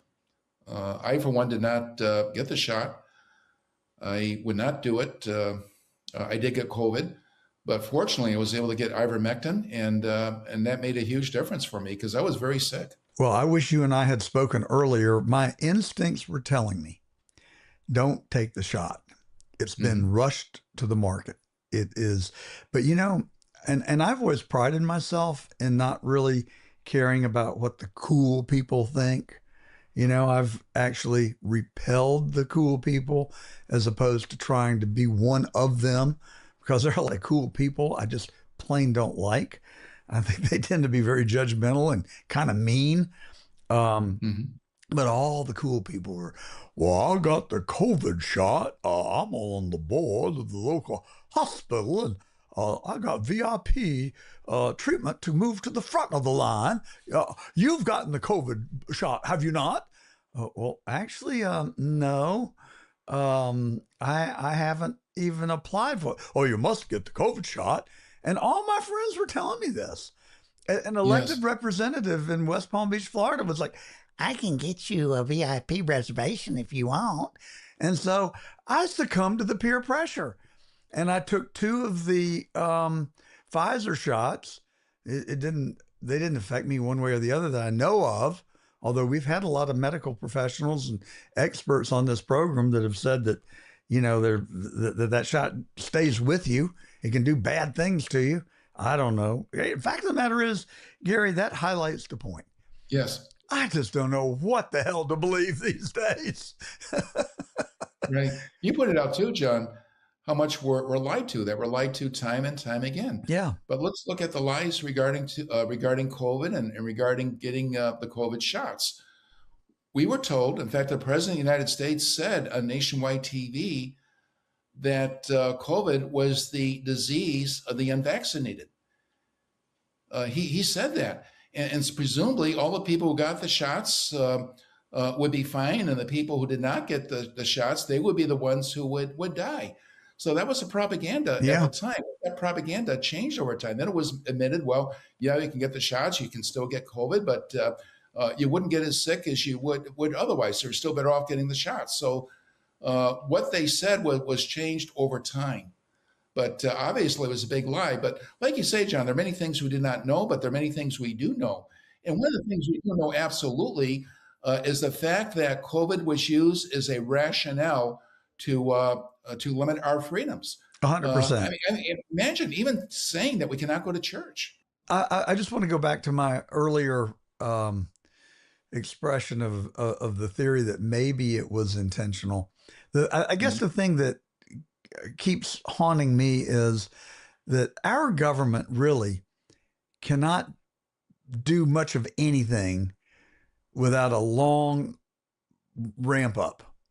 It's a very slow moving, large vessel and difficult to turn. Mm-hmm. Yet their response to COVID seemed to be instantaneous.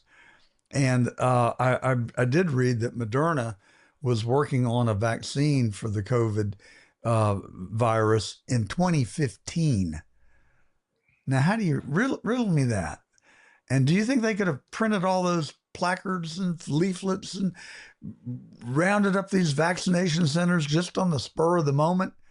And yeah, I agree that Trump did make that statement. And the way that I reconcile that is that he was relying on the best advice that he thought he could get, Fauci and Birx.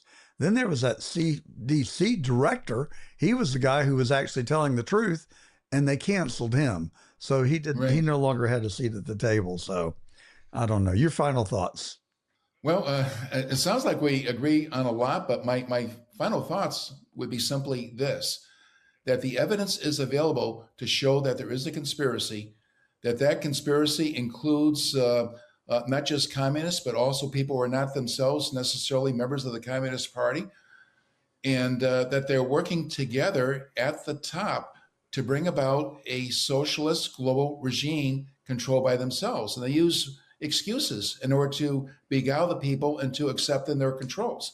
Those in particular include environmental excuses, that if we don't do something about CO2, the gas of life, that we're going to destroy the planet.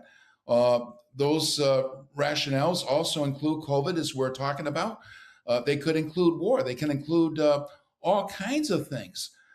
But nonetheless, the evidence is available, and we simply ask people to look at the evidence. And recently, if you don't mind my saying this, John, I wrote a book called The Vanguard of the Americanist Cause. And the subtitle is A Close Look at the John Birch Society. So I would recommend that people get that book. You can go to jbs.org. JBS, that's the acronym for the John Birch Society.org. And the book is available there. It's only $3, the price of a cup of coffee. So we're making it very inexpensive. And I would recommend reading that book and seeing what the John Birch Society is all about. And there is a chapter in there talking about this conspiracy for global control. And beyond that chapter, we have whole books on this subject. We simply encourage people to look at the evidence. We also encourage people that if they agree with us, that they join with us to stop this conspiracy and to bring about, and I'm going to quote the slogan of the John Birch Society, less government, more responsibility, and with God's help, a better world.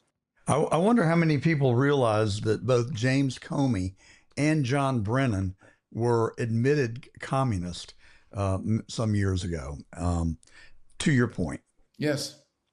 Well, it's been a fascinating conversation, Gary. I really appreciate your coming on. I appreciate what you do every day to help keep our country a constitutionalist state. And I hope that you will continue your good work, and God help us. We really need it. I hope we haven't bummed out everybody in our audience today, but I really agree with you. We should work as if everything depends upon us, but pray as if everything depends upon God. Yeah. God gave us two hands, and he doesn't expect us to sit on those hands. He expects us to use them. Absolutely. Gary Benoit, the editor of The New American, an author and a journalist. Thank you so much for your time today, and I look forward to future conversations. Thank you, John. God bless you.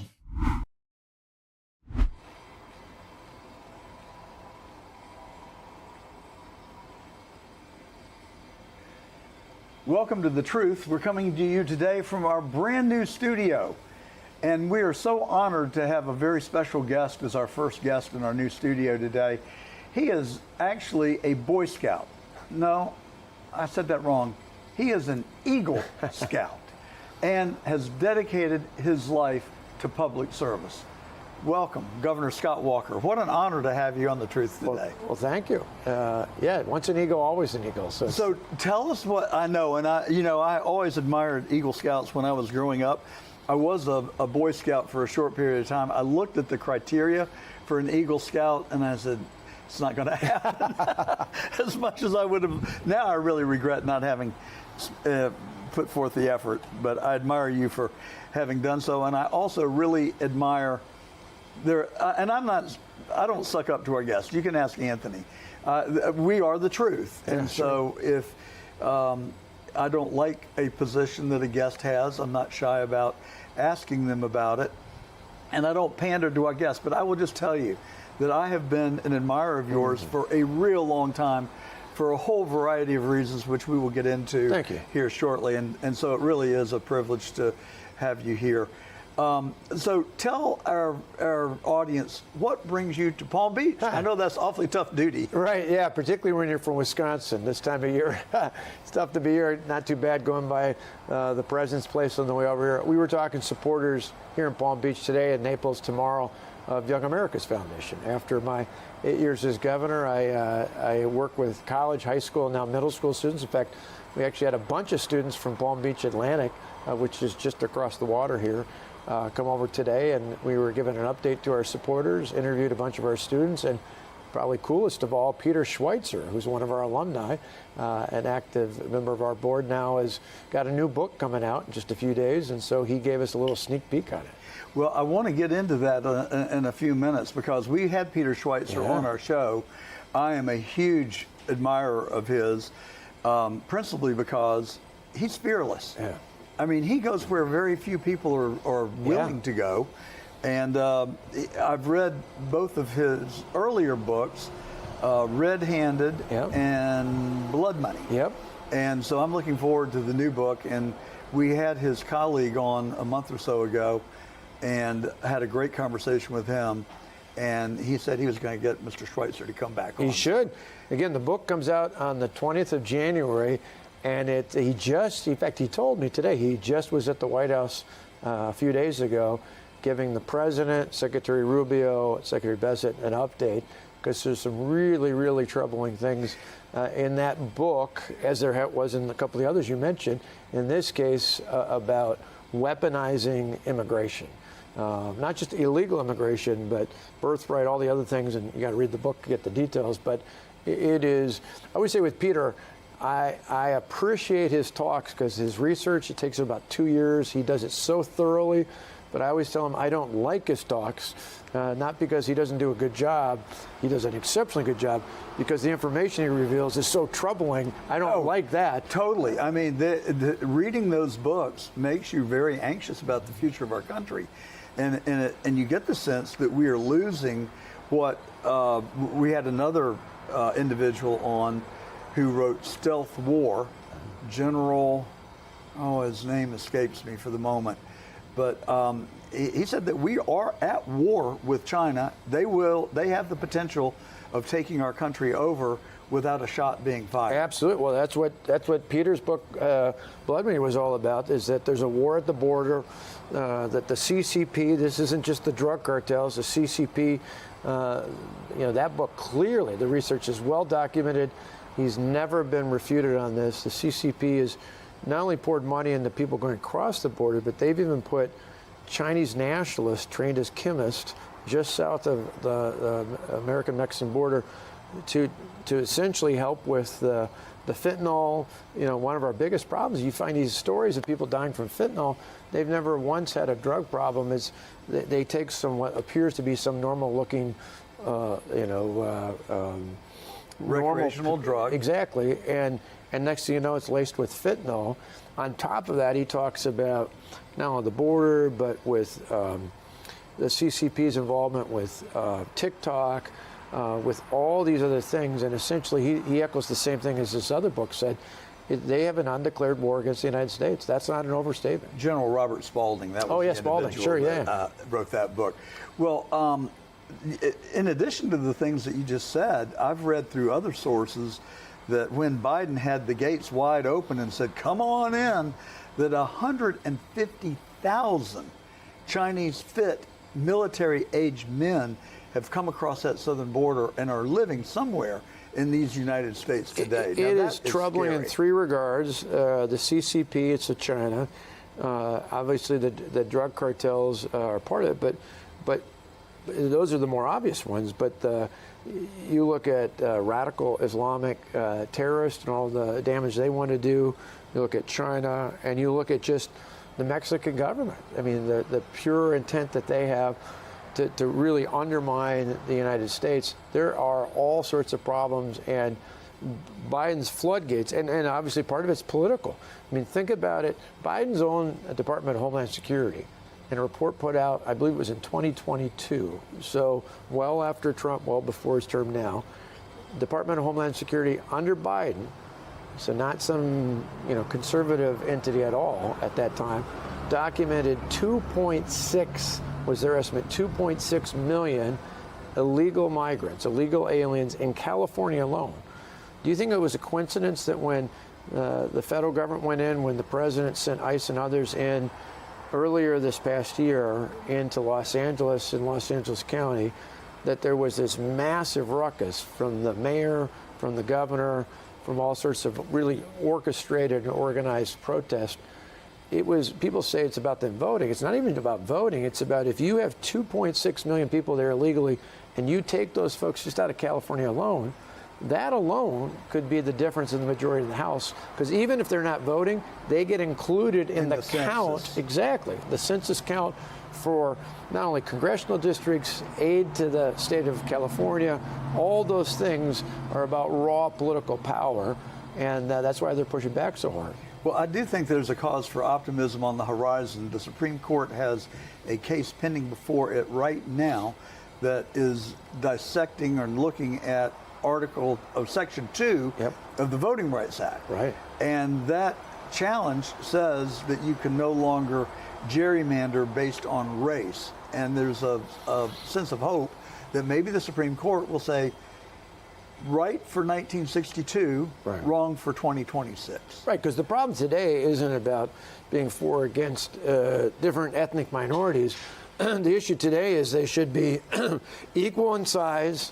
So whether it's an aldermanic district, county board, congressional, state legislative, equal in size, ideally, based within a community, not these weird examples you see in Illinois. That's why it was ironic when the Texas liberals left. They went, one of the places they ended up in was Illinois, the most gerrymandered state in the country, where anybody, you just look, it's this little petri dish full of a virus growing there versus saying, no, compact districts, rural, suburban, urban should all be represented by different folks because they're not the same areas. Well, you've got places in the country like New England where there's 40% of the population is Republican. Yeah. They have 0 Republican seats in Congress.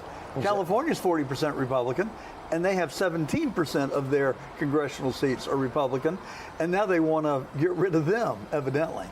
Well, and again, it's all about raw power. I mean, it's the first bill. Power. When Pelosi came back years ago, first bill was about federalizing elections because they wanted to concentrate power.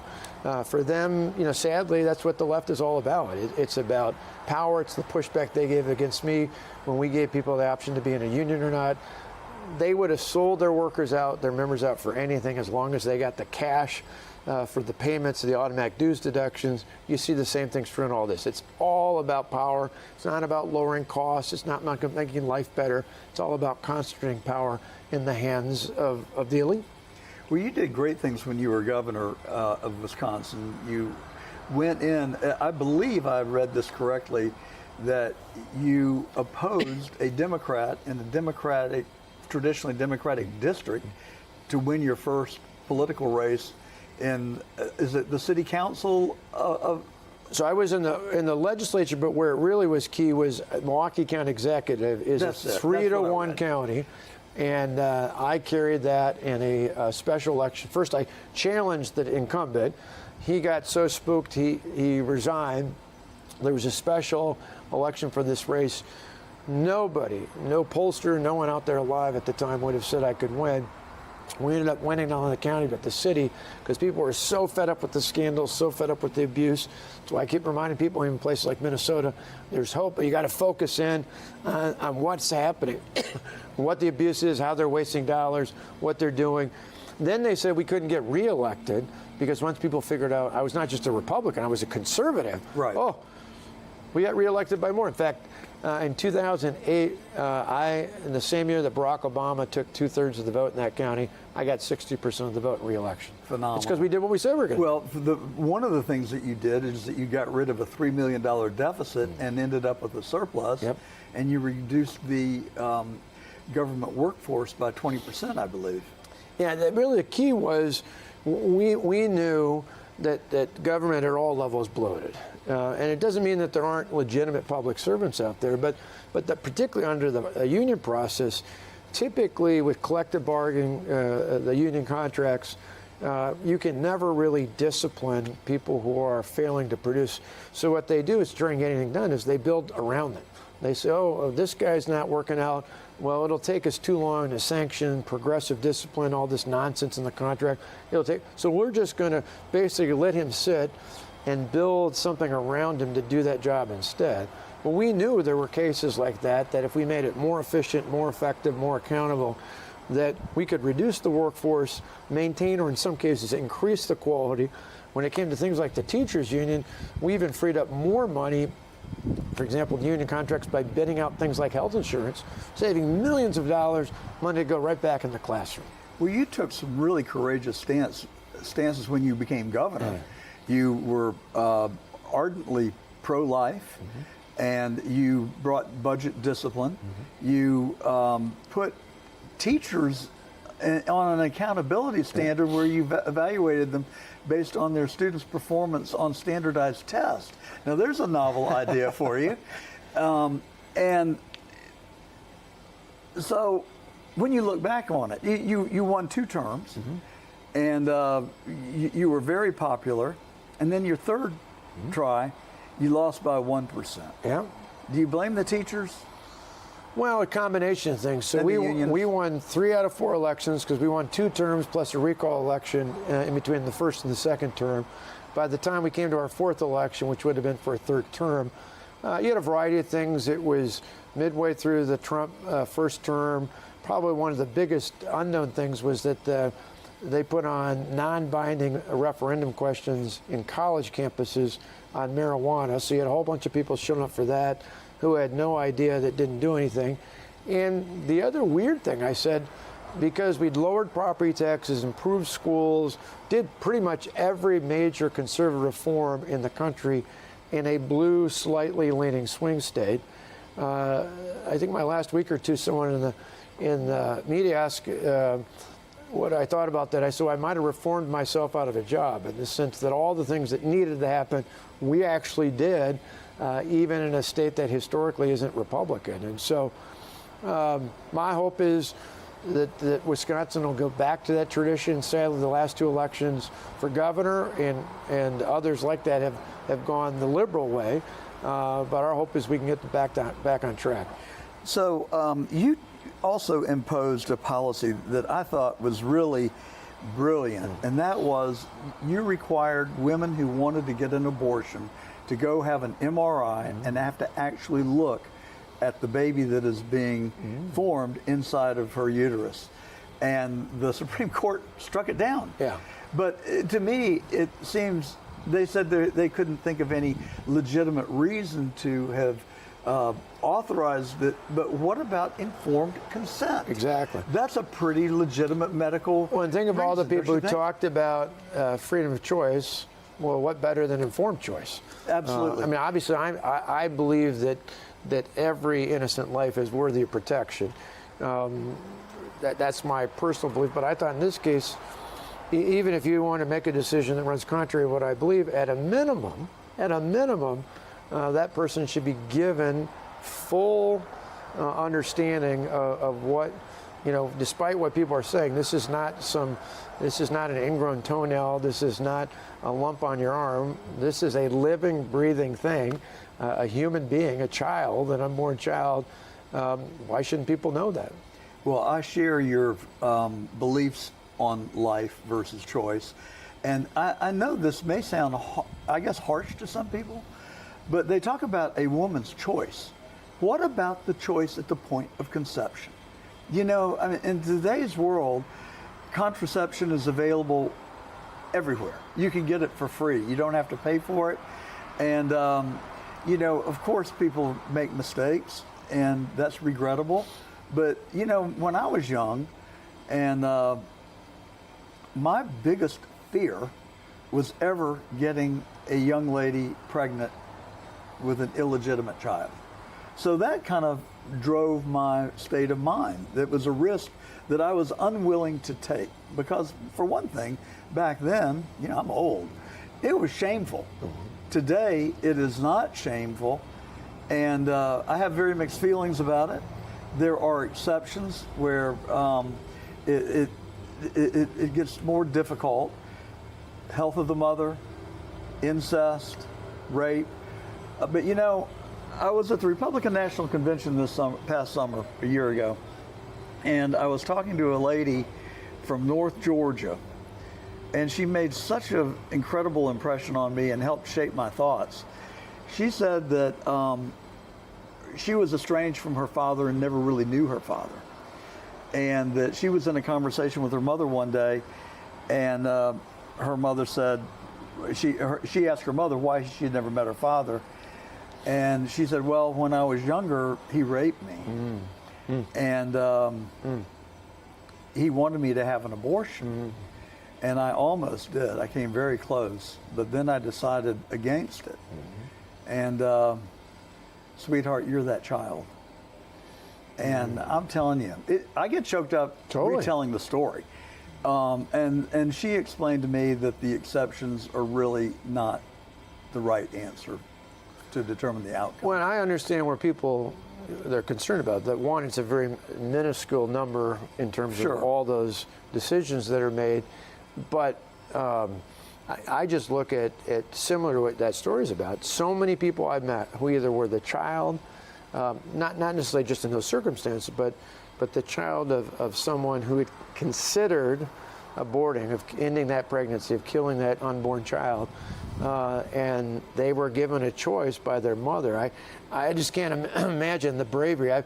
I've got someone in my family who's close to us, not an immediate child, but someone I know well, who was pregnant when she was 17, and the fact that she chose to have her now 4-year-old son, it's just, I can't even fathom the idea of him not being around. It's just, I've heard so many stories of people who said, whether they were the child or whether they were the mother, how as difficult this decision was at that time and how uneasy it was, that it made all the difference in the world. Yeah, I too know a young couple in that same situation. They ended up deciding, the girl refused to have an abortion.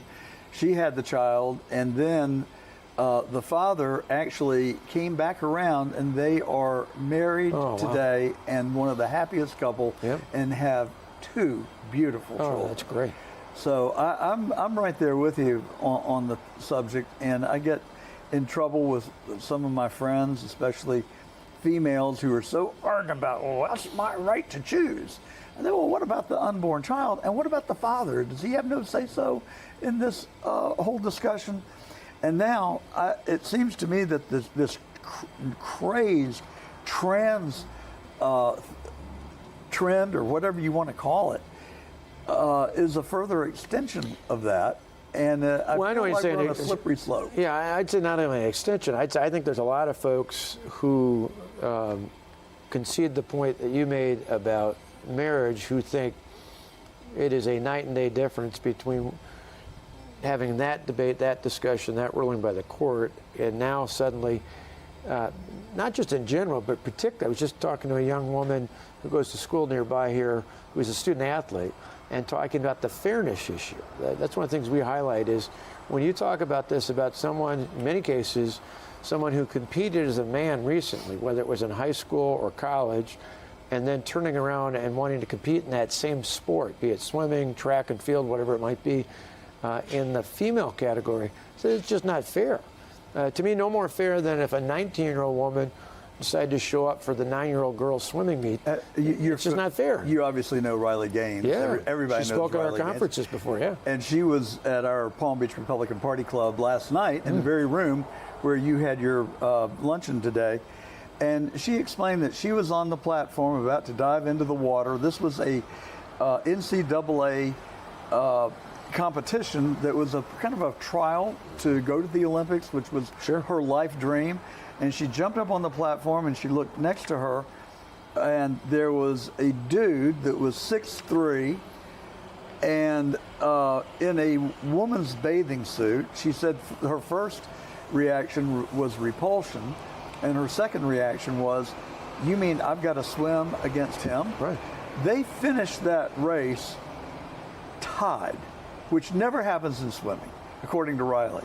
They both touched the wall at the exact 100th second, and it was a tie. You know what the NCAA said? There's only one trophy. We don't recognize ties. We're giving it to the man because of optics. What is wrong with the NCAA? Well, it's just, overall. I mean, you saw even in the Olympics, remember a couple of years ago in boxing, where a woman almost got killed by someone who was. What about the women's arm act? The only good news about that is even amongst young people, at Young America's Foundation, for example, we poll young people all across the country in nationwide polls, not just the students we work with, by about a 2-to-1 margin. Even college-age students say that's not fair. That's just not fair to have someone who was born biologically a man to be competing in women's sports. It's interesting because you look at the NCAA, you look at some of these others, and you'd think like this is some even Steven, or even there's a majority of people who think these men should be able to compete. That's not the case. It is overwhelmingly, even across party lines, people believe that women should be in women's sports, men should be in men's sports. There shouldn't be a crossover. And I just think now more than ever, we got to stand up and particularly defend young women. Well, you have a justice of the Supreme Court saying that she can't give a definition of what a woman is because she's not a biologist. And I loved Riley's comeback last night. She said, you know, I'm not a vet, but I can sure as hell pick out a dog. Well, and for all of us who, I think very few of us were experts in every element of science, but that was one of the basics. Yeah. Male, female. Right. It's really not the that genes are hard. out there, right? If you didn't get that, you probably weren't graduating from high school. Well, I hate the division that we have in this country. And, you know, ever since Bush v. Gore, it is flagrantly obvious that we are split right down the middle. And people talk about it being liberals versus conservatives, Democrats versus Republicans, black versus white, gays versus straights, all these different divisions. I tend to blame our leaders for a lot of that because I think that they engage in rhetoric, not you, but other people engage in rhetoric that appeal to the worst among us. Mm-hmm. And so it has the effect of stirring up their base, which I think is very destructive. But I wonder if there's a possibility that we could start a dialogue in this country and just ask the question, on what can we agree? And that seems like a good place to start. Fundamental fairness. Can we agree on a woman? And here's a good example. And a man.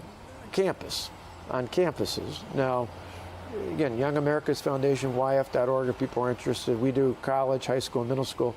We've had speakers with big names like Ben Shapiro, Ben Carson, Lieutenant Colonel Alan West, others like that.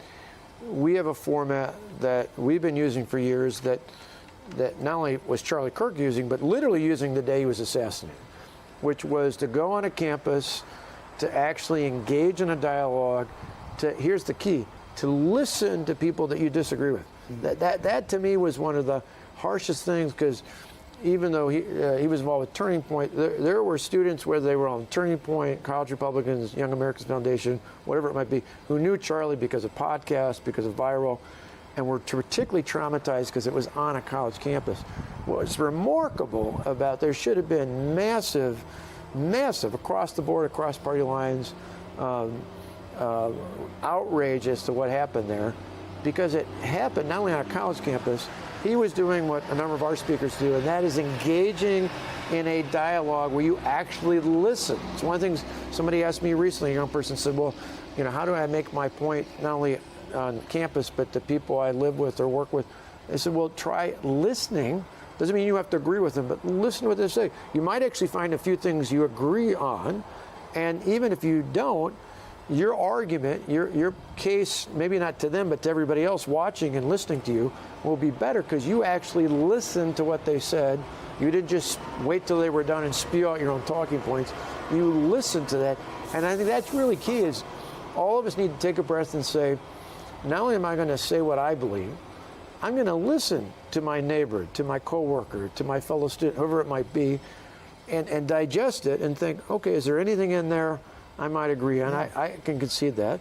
Surprisingly, in an optimistic way, I look at someone like Senator Fetterman. I don't agree with him on some things, but I've been impressed. I think he's engaged in that kind of dialogue. Honesty. Yeah. He's not always right. There's some things I'm just not going to agree with him on, but he will acknowledge things that should be acknowledged. Well, he was one who said, to his credit, for goodness sakes, Charlie Kirk was killed in cold blood. He's got a wife. He's got children. How can you say these horrible things?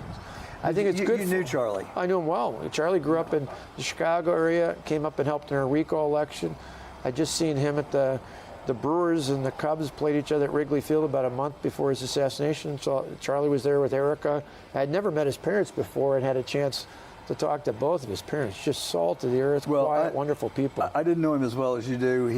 He came on our show. Oh, yeah. And I would see him a couple of 3 times a year in Palm Beach, really. Sure, yeah. And I first met him when I was running for office in Georgia at the University of Georgia's campus. It was in 2018, when Trump was starting to run or his campaign for 2020.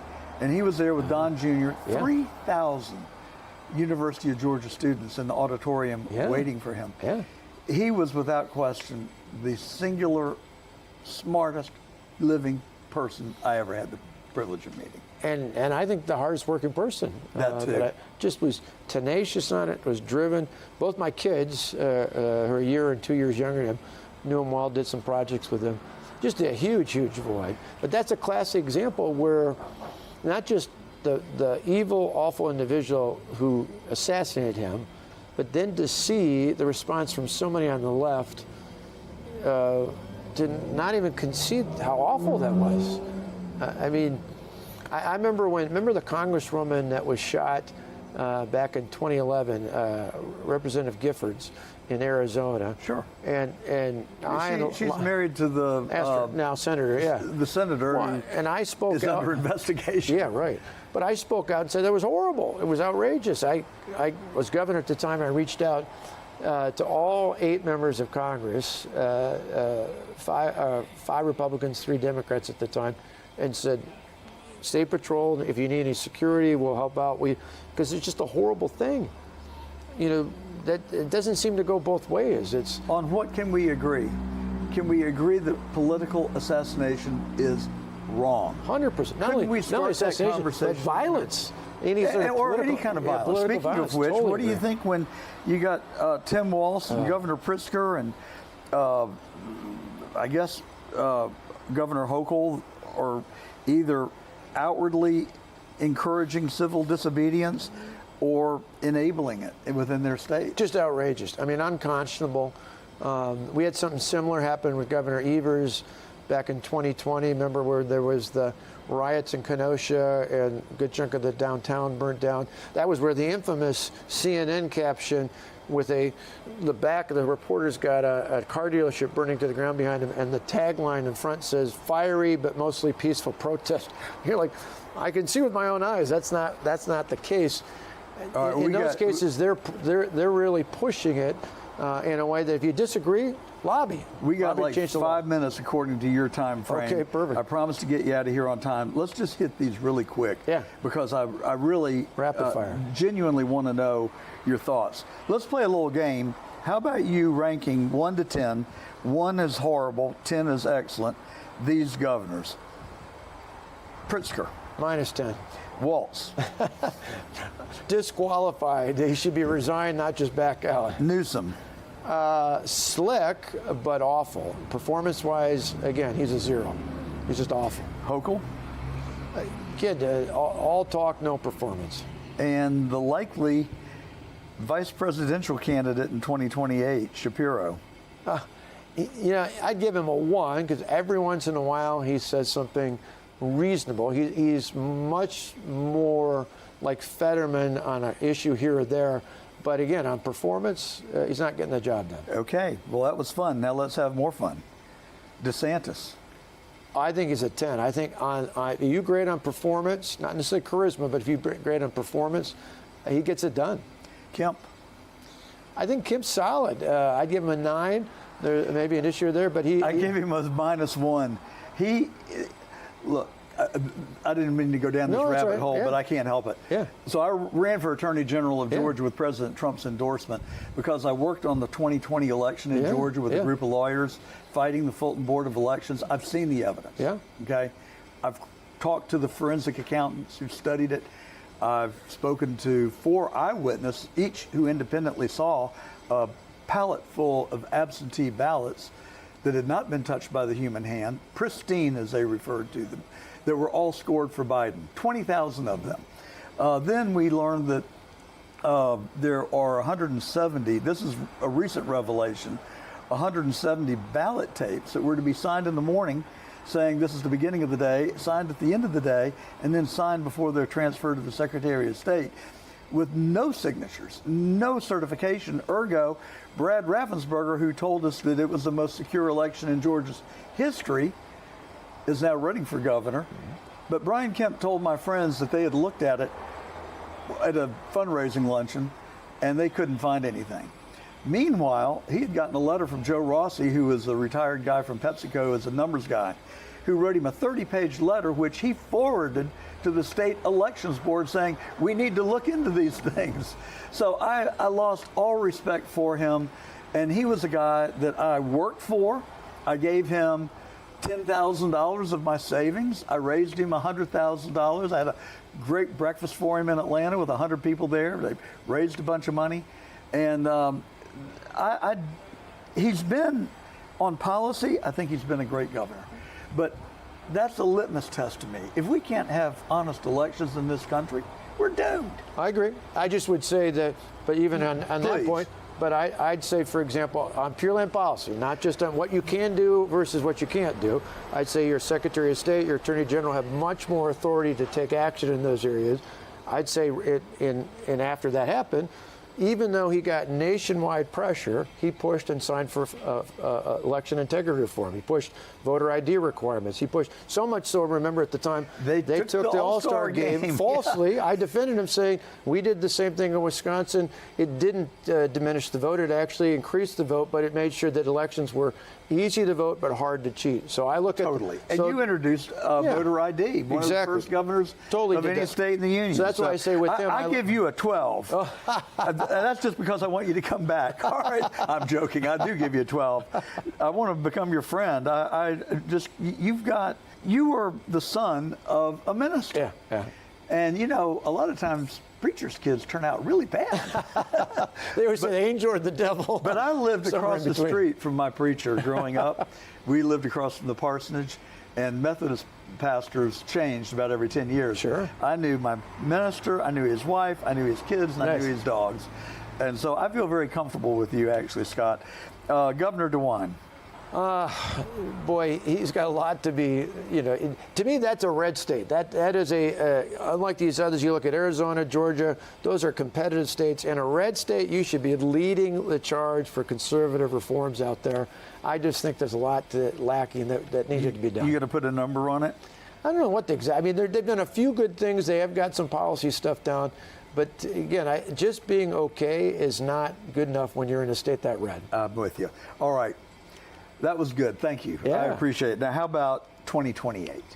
Who are the leaders? Today, hands down, is J.D. Vance. 42%, according to the polls. and not just because of name ID. I mean, to me, I would not equate him as George Herbert Walker Bush. I would just say in comparison, Reagan, 2 terms, Bush, because Americans, not just Republicans, said, hey, we like this. We want more of this. And so they elected Bush after Reagan. I think Bush let them down. I don't see J.D. Vance doing that. But I think if things are on the right track at the end of this second Trump term, it is J.D. Vance's, not that it's by acclamation. Who's second place? Well, I think voters would love to see a ticket with someone like Marco Rubio, maybe some of the other governors. Well, I out there. meant second in the stack rankings, then we'll go to the second. Well, I actually think if J.D. Vance, assuming the economy, I mean, you saw Glenn Youngkin the other day. People thought he might run. I don't think much of anything else anybody else gets in the race. Great guy. If the economy is strong, if the country's going the right direction, particularly if we retain the House in this next midterm election, I just don't see anyone seriously challenging J.D. Vance. Well, surprisingly to me, in the polls, Don Jr. polls at 22%. I like Don Jr. a lot. I think a lot of it, though, is name ID, and they want more of the good what they've got.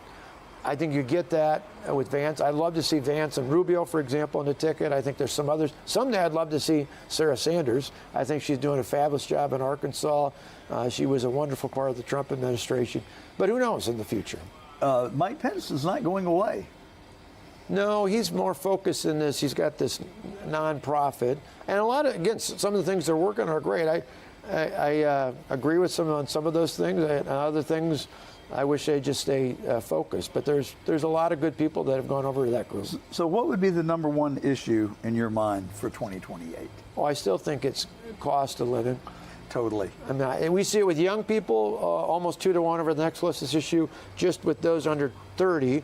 I got to believe that's equally as true with people across the board. It's why, in my opinion, humble opinion, why President Trump was elected again. And I'd say cost of living more than just the economy. When people look at, where gas prices were last year versus 4 years earlier, people don't look at GDP, they don't look at the stock market. They say, I made the case in my state. Gas at Quick Trip was $1.25 more in 24 than it was in 20. Groceries could get me 1 cart for what I could get 2 carts 4 years earlier. My kids, one of them had just built a house with his wife. They were paying almost $1,000 more in mortgage payments per month than they would have when Trump was first president. Those are real numbers. If we can keep moving the bar there, but those are still the things, particularly with young people, because right now, unfortunately, there's a lot of young people who just don't see themselves living the American dream, and part of that is owning their own home, owning a piece of property. Yeah. I do think that, the midterms are coming up that you alluded to. It's never good for the incumbents. But Donald Trump is remaking our national economy right in real time. The big, beautiful bill. Interest rates coming down. Tariffs flooding into our national treasury. Hopefully the Supreme Court won't upset that. The cost of energy, which is in every single segment of our economy, is at historically low numbers. We should look good for the midterms. You look at gas, the economy, clothing, certain types of food, particularly around the holidays, we saw what an impact that was to lower it. The key thing is going to be housing. And if we can chip away at that, interest rates are never going to be as low as they were 7-8 years ago. Yeah. But if we can get that down, which I believe we can. But remember, it's not just, in that case, it's not just the federal government. You mentioned Gavin Newsom. In California, in San Francisco, they talk about low-income housing at about 250 to 300,000. Why? It's because of all the crazy restrictions, all the regulations. In those big blue cities, if you get that under control, that's why in rebuilding the fire-stricken areas, it's been a joke. Not because 30 of the houses out of 600. It's a total joke because they put all these barriers up. So we left off a name on our list for 2028. Scott Walker. Well, I'm a quarter century younger than Joe Biden, so I got plenty of time. Right now, I'm happy working with young people, hopefully hoping this fall elect a conservative in Wisconsin to be the governor. 2 years later, it'll be a key battleground state like Georgia and Wisconsin will be right at the tip of the spear, making sure, whether it's J.D. Vance or whoever it ends up being, that we have a good conservative heading out to follow up in the President Trump's footsteps. So what is your vision for Scott Walker? Really, right now, part of the reason why I'm focused on these young people is I saw in my state and other key battleground states in 2018, 2020, and 22 in particular, that younger voters, those under 30, 18 to 29, were the deciding factor in so many key elections. I said, we got to get there. We got to work together. We got to work with Turning Point, Young America's Foundation, Cause Republicans, anybody we can to make inroads, not just weeks or months before the election, but to make inroads years before not just in college, in high school, and even middle school ages. I want to do that for the next few years, and then we'll see. Who knows? I'm the only Republican governor elected in Wisconsin this century. I hope to break that distinction this fall, but if not, maybe some point in the future to be governor again. Well, I think you have a bright future regardless of what path you choose. I hope it is politics. Thanks. I'd love to be able to pull your lever in the voting booth someday for president. Thank you. I think you'd be a fine leader. And for me, I think my biggest fear right now, somewhere between China and Russia, lies our own federal budget. $37 trillion deficit. The interest payment is now the largest federal line item. And that's going to change soon because Trump wants to up defense spending. Right. But that's scary, and it's not sustainable. Unsustainable. We need you. The interest on the debt is more today than the entire federal debt was when Ronald Reagan was president. I believe it. Yeah. Unacceptable. Yeah. Thank you, Scott Walker. Good to Happy be with New you. Year. Thank you. Come back soon. My pleasure. Good to be on.